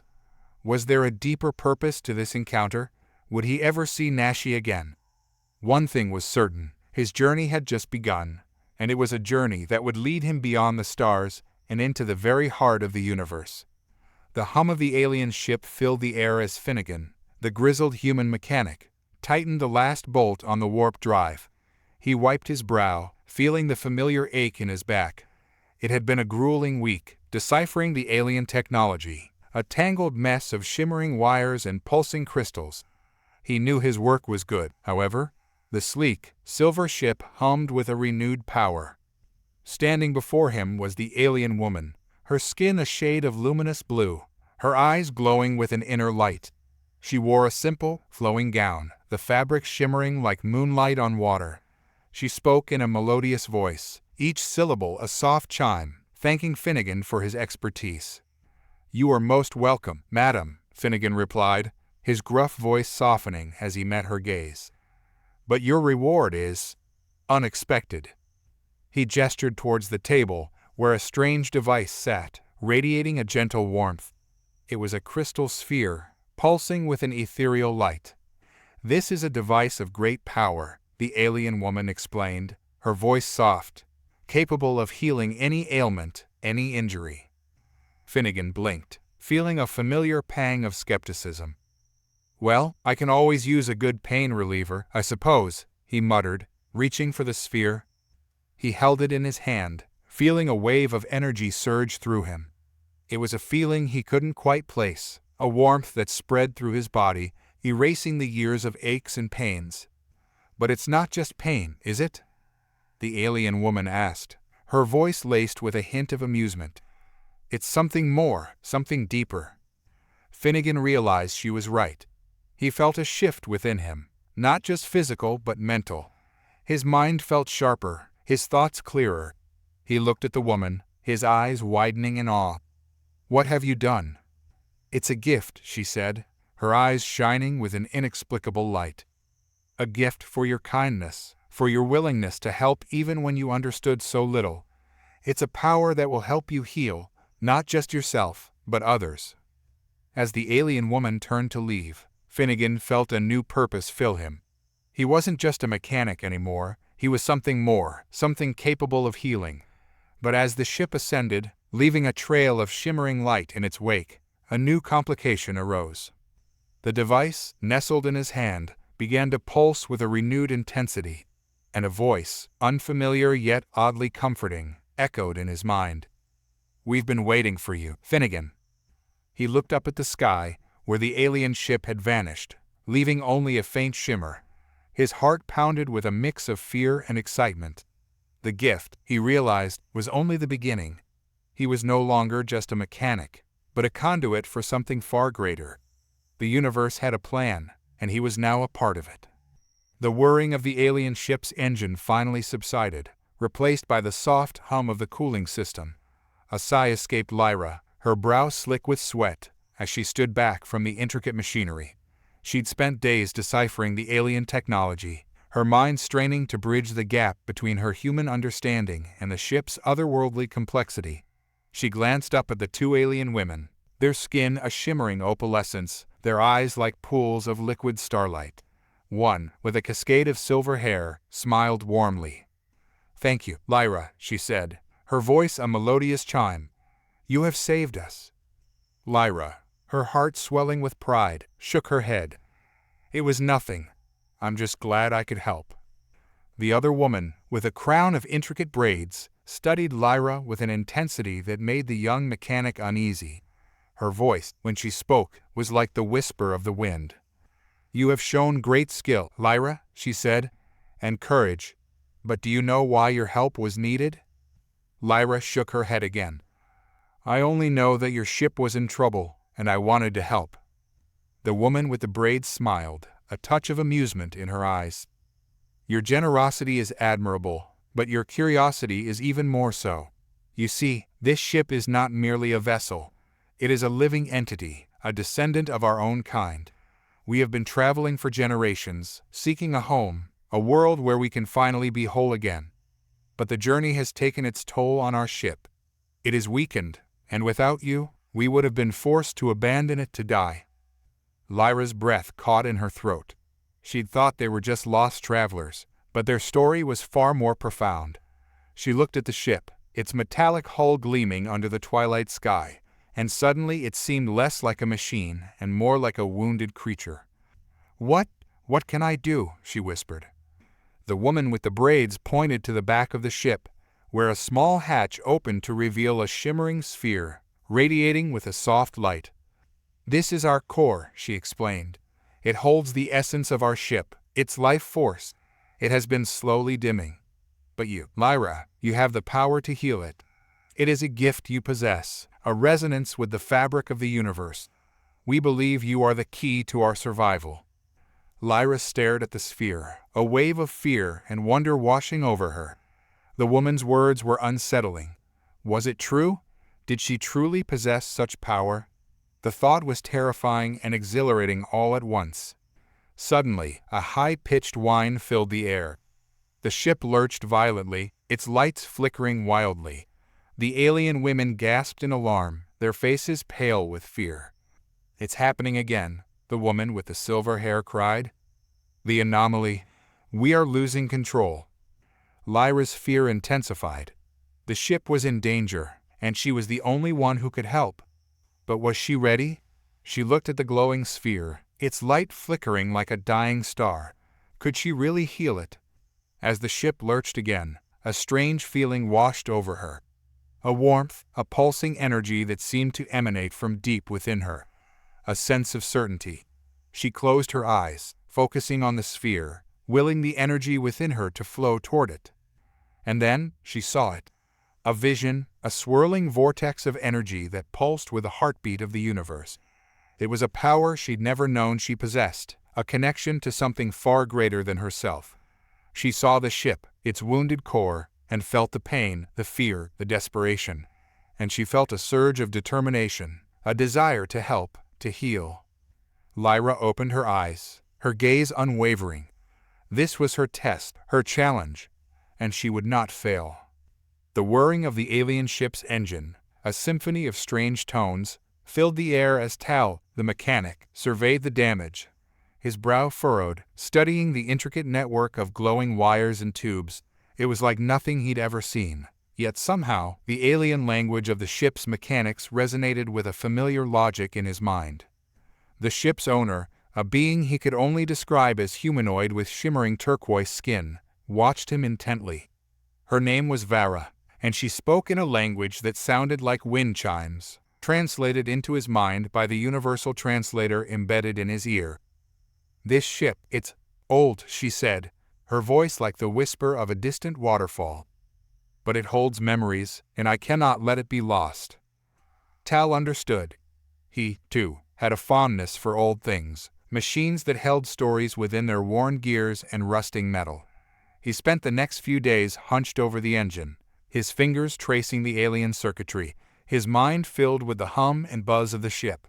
He found the fault, a delicate crystal that had cracked, and with careful precision, replaced it with a spare he'd luckily brought along. As the ship powered back up, a sense of accomplishment washed over Tal. "She's good as new," he announced, stepping back with a grin. Vara, however, looked troubled. "Thank you, Earthling," she said, her voice soft. "But there's something else." She motioned to a small, ornate box, nestled in the corner of the ship's main chamber. It holds a promise, a gift for one who heals." Tal, hesitant, approached the box. Its surface pulsed with a faint light, almost like a heartbeat. Inside, nestled on a bed of iridescent crystals, lay a single, shimmering leaf. It pulsed with the same soft glow as the box. "This leaf," Vara said, "it holds the power of healing, true healing, for your kind. But it comes with a price." Tal's heart quickened. He had heard stories of such artifacts, whispers of alien technology that could cure any ailment, mend any wound. But the price, it was a heavy word. Vara continued, "The leaf will only grant its power to one who understands its language, its purpose. You must dedicate yourself to healing, not just with your hands, but with your heart. You must become a healer. Tal looked at the leaf, then back at Vera. This was a choice that would change everything. He had always loved fixing things, but dedicating his life to healing, that was a responsibility of a different order entirely. He felt a pull, an undeniable urge, but he knew he couldn't make this decision lightly. The twist, however, wasn't the price. It was the arrival of another ship, its silhouette filling the sky with an ominous shadow. It was a ship from the Galactic Union, and its presence sent a chill down Tal's spine. Vera's kind was not welcomed by the Union, their technology considered too dangerous. Tal was caught in the middle. He could keep the leaf, embrace the path of healing, but it meant defying the Union and risking Vera's safety. Or he could give up the leaf and protect Vera, but at the cost of his newfound purpose. The decision, he realized, wasn't just about the leaf, but about the power of choice itself. It was a choice that could shape not just his future, but the fate of an entire species. The alien woman, her skin shimmering with 1,000 emerald scales, looked at the mechanic with eyes that seemed to hold the secrets of 1,000 galaxies. "You have saved us," she said, her voice a melodic hum, "and you have shown us the true meaning of kindness." She gestured to the ship, its engines purring with a newfound life, and then to herself and her companion. "We offer you our deepest gratitude. We offer you a choice." The mechanic, his brow furrowed in confusion, could only stare. What choice could there be? A gift, a reward, a lifetime of free repairs? The woman smiled, a luminous, almost otherworldly glow illuminating her face. "We offer you a chance to join us, to travel the stars with us, to see the wonders of the cosmos, to experience life beyond your wildest dreams." He blinked, his mind racing. It was an offer that, just hours ago, he would have dismissed as ludicrous. But now, the reality of the situation hit him with the force of a supernova. Could he really turn down such a chance? A chance to leave behind his mundane life, his worries, his everyday struggles. But then, a shadow fell across his heart. What about his family, his friends, his life on Earth? He was a human, a creature of this planet, bound to its rhythm, its seasons, its people. He looked at the alien woman, her eyes shimmering with hope and anticipation. Could he truly leave behind everything he knew? Just as he was about to open his mouth, a low hum filled the air. From the depths of the alien ship, a voice, deep and resonant, echoed through the hangar. "We cannot accept him." The mechanic, stunned, turned to see the ship's captain, a figure of imposing stature, stepping into view. He was radiating an aura of power, his gaze unwavering. "He is bound to this world," the captain said, his voice like rolling thunder, "and his presence would disrupt the delicate balance of our own. The stars are not for him, not yet." The alien woman, her face falling, whispered, "But you promised." The captain turned to her, his gaze unyielding. "My word stands, but so does the law of the cosmos." He turned back to the mechanic, his expression softened slightly. "Your kindness will not be forgotten," he said, his voice resonating with sincerity.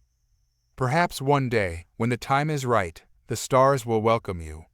But for now, you must stay here, on your world, and continue to spread your light." The mechanic, overwhelmed by a sense of loss and acceptance, could only nod. He had been given a glimpse of a life beyond his wildest dreams, a life he was not yet ready for.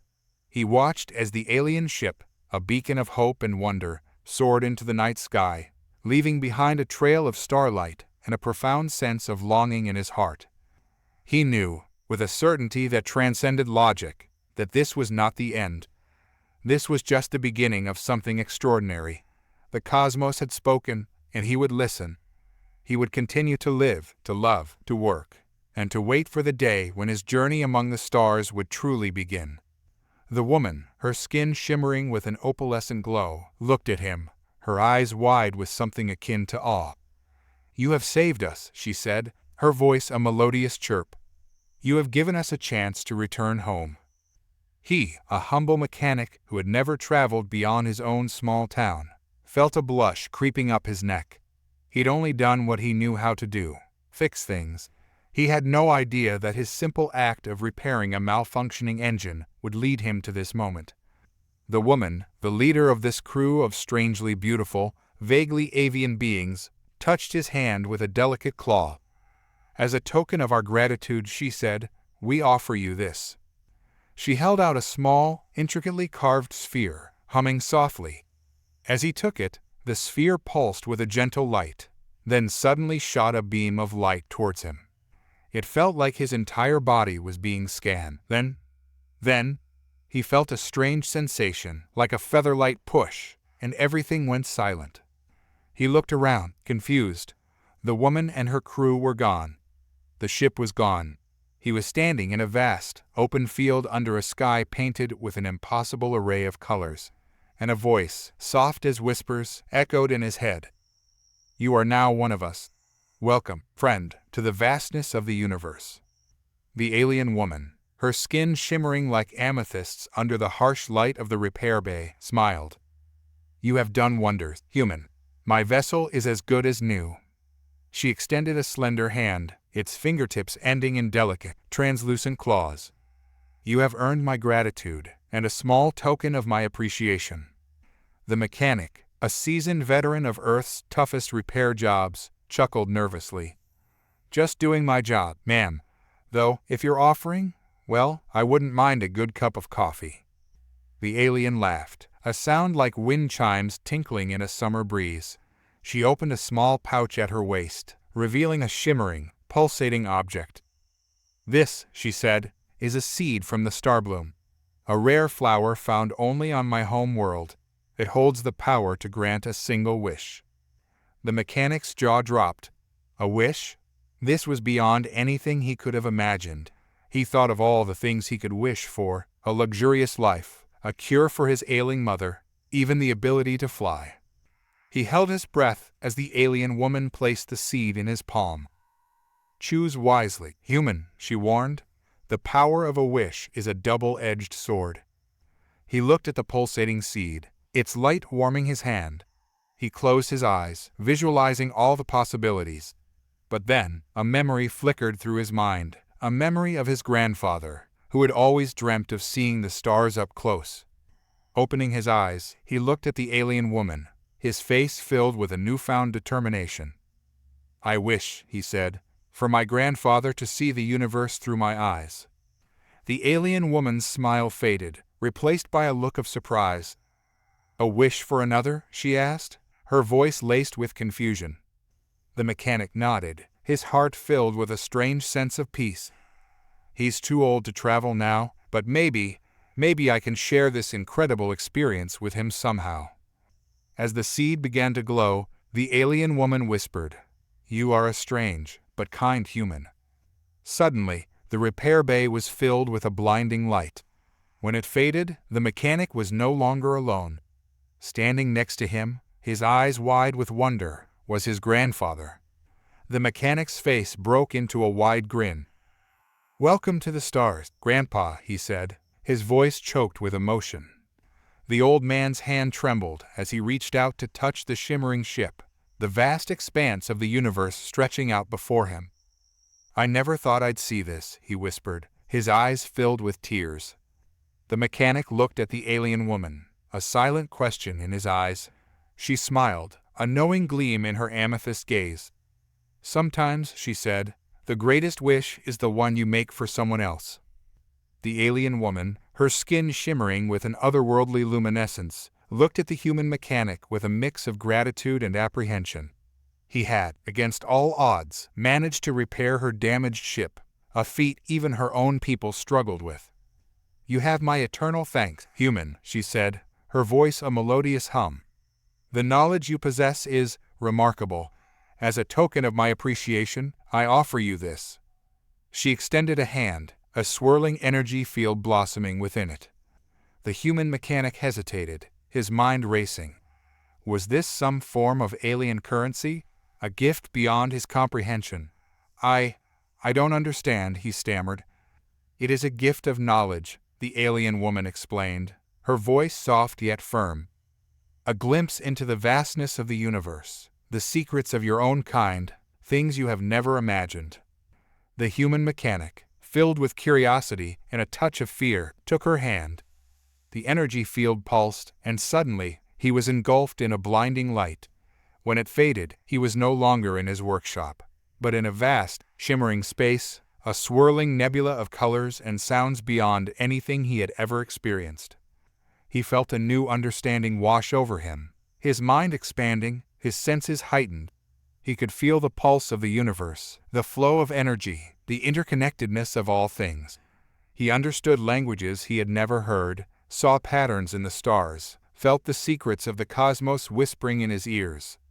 Just as he was beginning to truly grasp the gift, the world around him shimmered and faded. He was back in his workshop, the alien woman gone, the remnants of the energy field fading into thin air.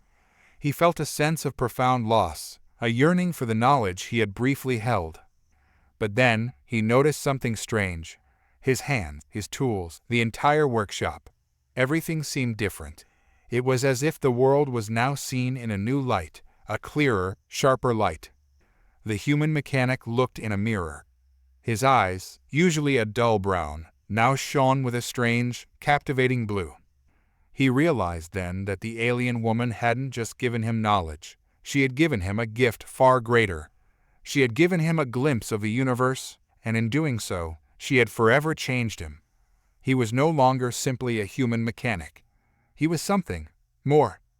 The alien woman, her scales shimmering with an otherworldly luminescence, stepped closer, her gaze fixed on the human mechanic. He wiped his calloused hands on a greasy rag, a smirk playing on his lips. "You're welcome," he said, gesturing to the now purring spaceship. "Though I have to say, your galactic distress beacon was a bit overdramatic." She chuckled, a sound like wind chimes.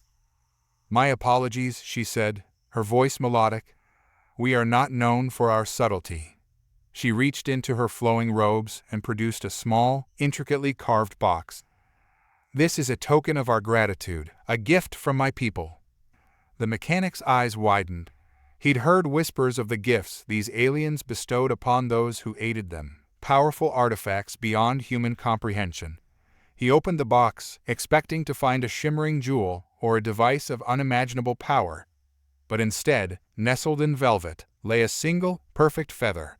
It was the color of dusk, with intricate patterns swirling across its surface. "What? What is this?" he stammered, bewildered. The alien woman smiled. "It is a feather from the celestial phoenix," she explained.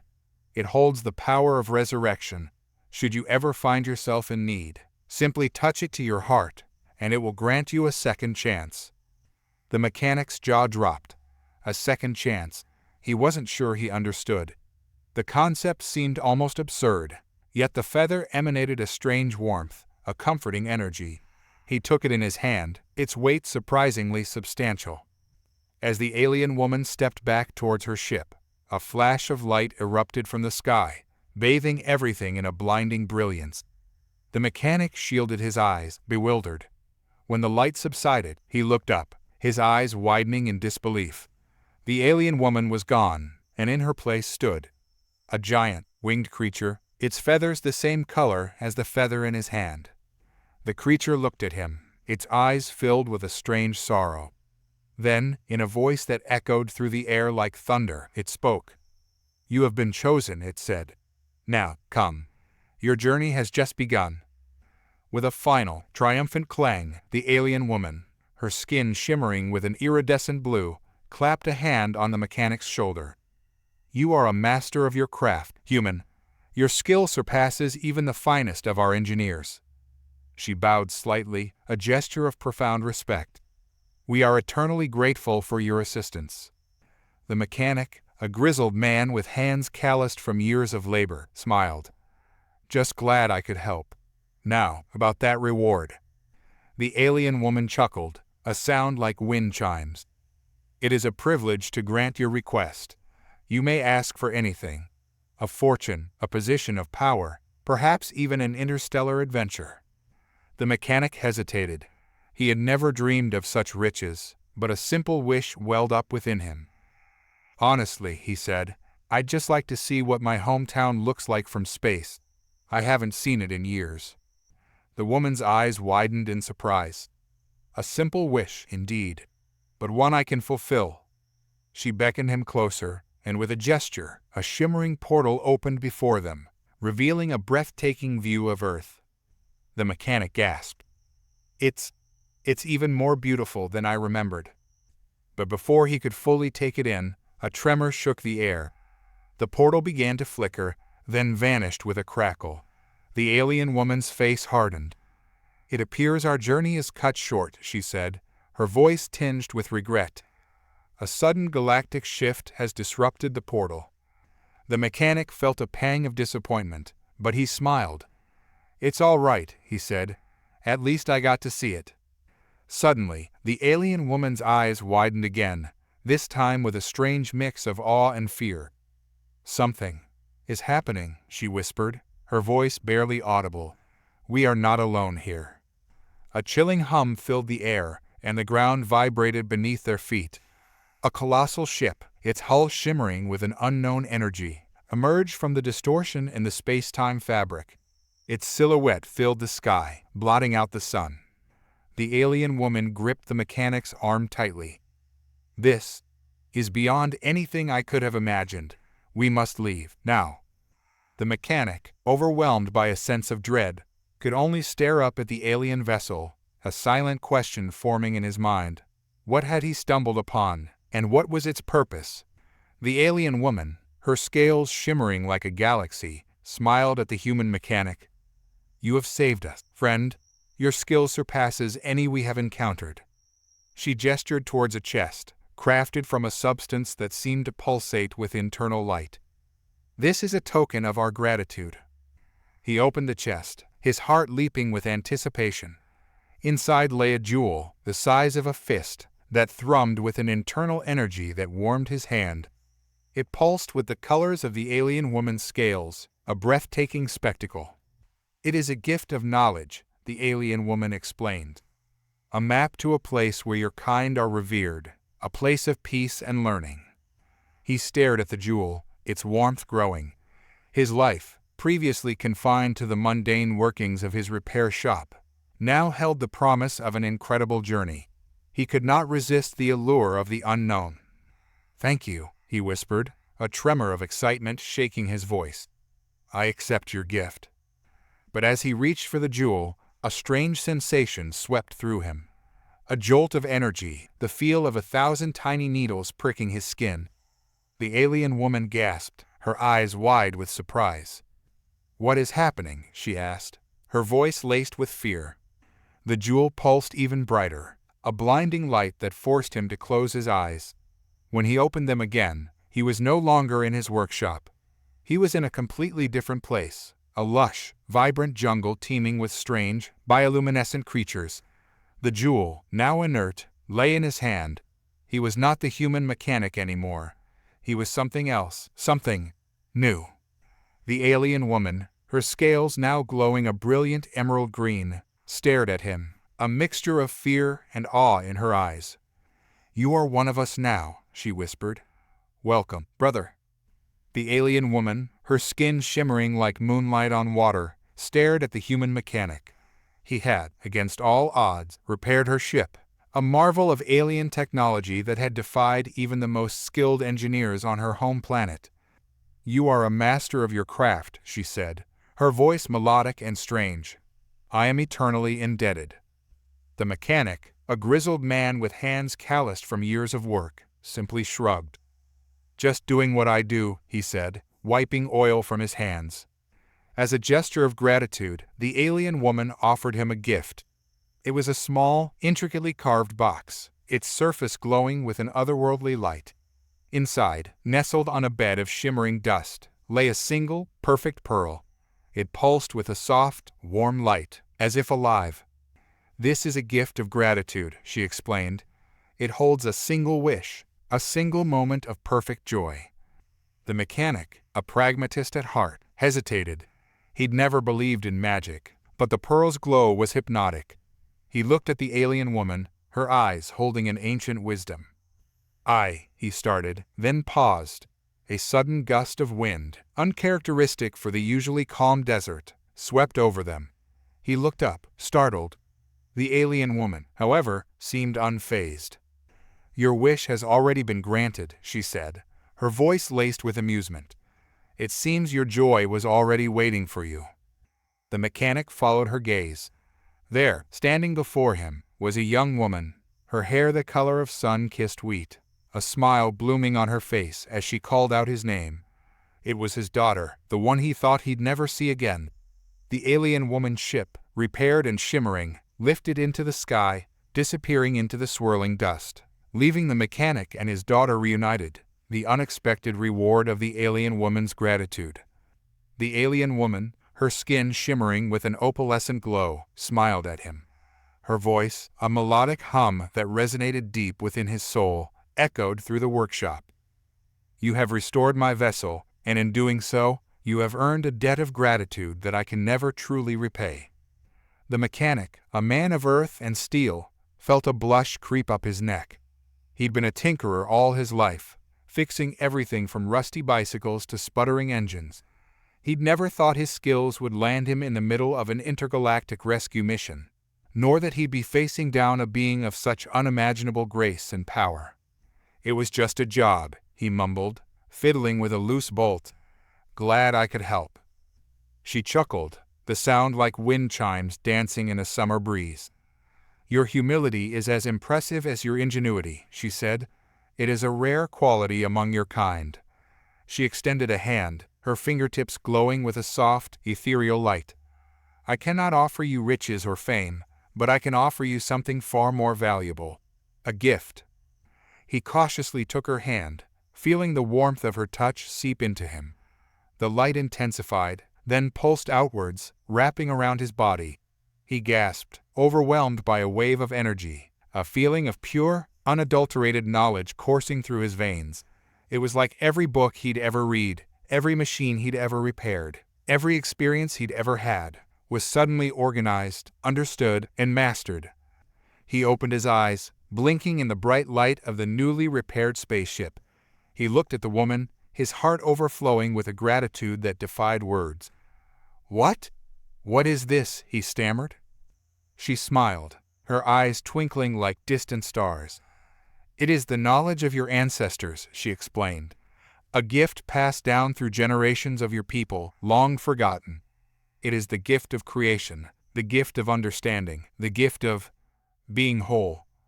The mechanic looked at the ship, its sleek, iridescent hull glowing under the setting sun. It was more than a machine, it was a living being, its intricate systems humming with a vibrant energy. He understood it, not just intellectually, but viscerally, as though it were an extension of himself. He could feel the rhythm of its heart, the whisper of its thoughts, the pulse of its power. I understand," he said, his voice choked with emotion. "Thank you." The alien woman nodded, a deep, satisfying sense of closure settling in her chest. "May your journey be filled with light and purpose," she whispered, her voice fading as the ship ascended, leaving behind a trail of shimmering dust. As the ship disappeared into the endless expanse of the cosmos, the mechanic stood alone in the fading light, the knowledge surging within him. It wasn't riches or fame that he'd been given, but something far more precious, the key to unlocking his full potential. He was no longer just a mechanic. He was a creator, a builder, a master of his craft. He was, in a way, whole. He looked up at the sky, his heart filled with gratitude, a new purpose burning brightly within him. He was going to use his gift, not for personal gain, but to help others, to build a better world, a world where humanity could reach for the stars, just like the alien woman had. He wasn't just a mechanic anymore. He was a human, and he was ready to face whatever challenges the future held. The alien woman, her sleek, silver skin shimmering under the dim glow of the workshop, watched the human mechanic intently. He was a small, wiry man with hands that moved with the grace of a dancer, even as they wrestled with the intricate machinery of her ship.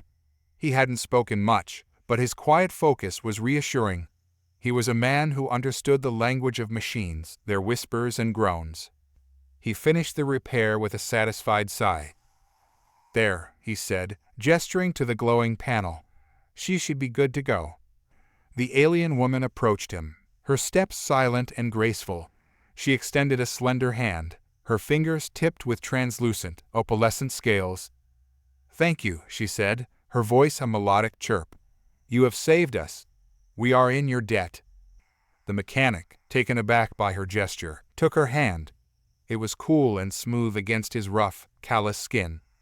"It was nothing," he said, his voice thick with emotion. He had never been thanked with such sincerity, such genuine gratitude. The alien woman, sensing his bewilderment, smiled. "Not nothing," she corrected, her eyes gleaming. "You have done what we could not. You have shown us kindness when we needed it most." She then presented him with a small, intricate device, a silver sphere etched with swirling patterns that seemed to pulse with an internal light. "This," she said, "is a gift of gratitude. It is a device of our people, a token of our appreciation. It is a translator, a key to understanding." The mechanic held the sphere carefully, its smooth surface cool against his palm. He felt a surge of excitement, a sense of wonder. He had been a mechanic all his life, tinkering with engines, fixing machines. But this was something different. This was a gift, a connection, a bridge to the unknown. He looked at the alien woman, her eyes filled with a depth of wisdom and gratitude. He realized then that he wasn't just a mechanic, he was a bridge builder. He was a link between worlds, a conduit of understanding, and as he gazed at the pulsating silver sphere in his palm, he knew that his life was about to change forever. The workshop, the grease, the whirring machines, they were all part of a larger story now, a story that stretched beyond the confines of his world, into the vastness of the cosmos. The alien woman, her skin shimmering like 1,000 stars, looked at the repaired ship with a gentle smile. "Thank you," she said, her voice like the tinkling of wind chimes. "You have saved us. My people are grateful." "It was no trouble at all," the mechanic replied, wiping the grease off his hands. He felt a pang of regret as he looked at the ship, the alien technology a constant reminder of the vastness of the universe and his own smallness within it. He had never felt so connected to something so different, so alien. The woman's smile deepened. "We have a small token of our gratitude for your kindness," she said, extending a hand. In her palm rested a smooth, black stone, pulsating with a faint, cool light. "This is a piece of our home star. It will bring you peace and protect you from harm." The mechanic hesitated. He had expected some technological marvel, a device beyond his understanding. But this simple stone, radiating a warmth that soothed his soul, was something far more valuable.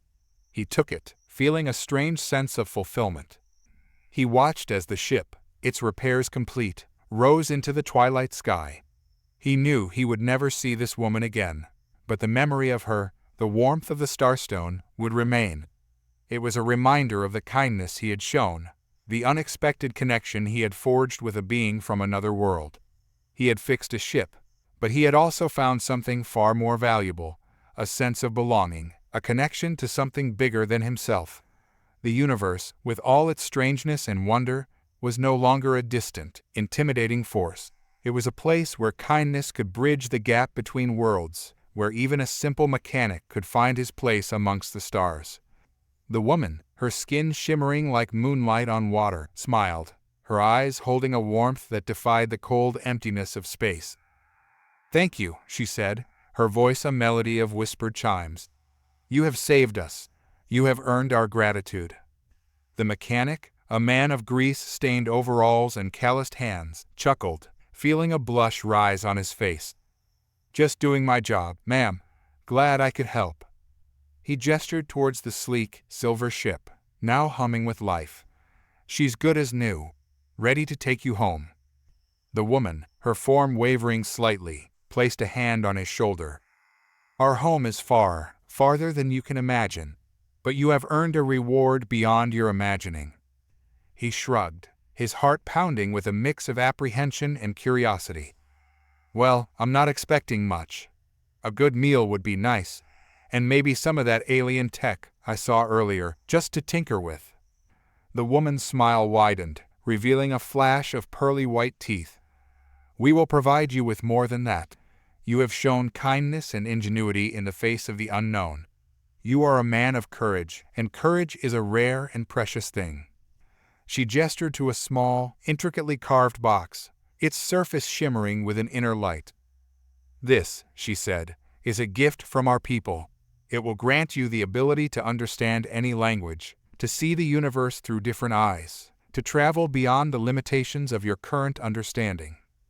The mechanic stared, his jaw slack with surprise. He had barely understood their speech, relying on gestures and basic mechanics to communicate.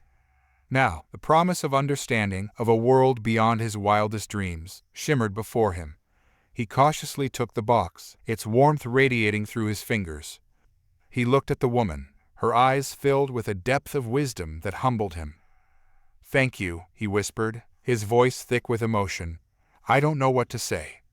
"Say nothing," she replied, placing a hand on his heart. "Simply live. Live with the knowledge that you have touched the stars, and the stars have touched you in return." The woman stepped aboard the ship, its sleek hull glowing softly. With a final, radiant smile, she turned to him. "Remember, the universe is a vast and wondrous place. Go forth and explore." As the ship disappeared into the black velvet sky, leaving a trail of shimmering dust in its wake, the mechanic stood alone, the small box clasped tightly in his hands. He was no longer just a human mechanic, but a man touched by the stars, his heart brimming with the promise of untold adventures. He had fixed an alien ship, but in the process, he had found a universe waiting to be explored. And he knew, with a certainty that warmed him from within, that this was only the beginning. The alien woman, her scales shimmering like 1,000 stars, watched the human tinker with a gentle smile. Her ship, a marvel of alien technology, hummed back to life under his touch. "It's a miracle," she breathed, her voice like wind chimes. "You've saved us." The human, a man weathered by years of fixing things, grinned, wiping grease from his hands. "Just a bit of know-how," he said, his voice rough but kind. The engine was just needing a little adjustment. He glanced at the ship's console, where a strange symbol flickered. It was the same symbol she had shown him when she first arrived, a swirling vortex of light that he had struggled to decipher. This is interesting," he murmured, his curiosity piqued. "That," the alien woman said, her voice softer now, "is a beacon. It guides us home." He understood now. This wasn't just a broken ship, it was a lifeline to her people, a way back to their distant world. He had saved more than just a vessel, he had saved a hope. "I've been working on something," he said, holding up a small, intricately wired device. "Think of it as a translator, of sorts. I might be able to understand your beacon." He plugged the device into the console, his heart pounding with a mixture of hope and trepidation. The beacon flared, filling the workshop with a blinding light. Then, just as quickly, it faded, leaving a single, clear image on the console, a breathtaking star system, filled with swirling nebulae and shimmering planets. The alien woman gasped, a tear rolling down her cheek. "My home," she whispered, her voice choked with emotion. "It's beautiful." The human looked at her, a warmth spreading through him. He had never been one for grand gestures, but this felt different. This was a connection, a shared moment of hope and gratitude. "It is," he said, a soft smile gracing his lips. "And I believe it's time you went home." With a final wave and a heartfelt thank you, the alien woman stepped into her repaired ship. The beacon flickered once more, a beacon of hope illuminating the workshop. Then, with a soft hum, the ship vanished into the starry night, leaving behind a faint echo of her presence. The human, alone in his workshop, felt a pang of sadness at her departure, but it was quickly replaced by a sense of accomplishment and a quiet joy. He had helped a stranger, a creature from another world, find her way home, and in doing so, he had found a little bit of magic in his own ordinary life.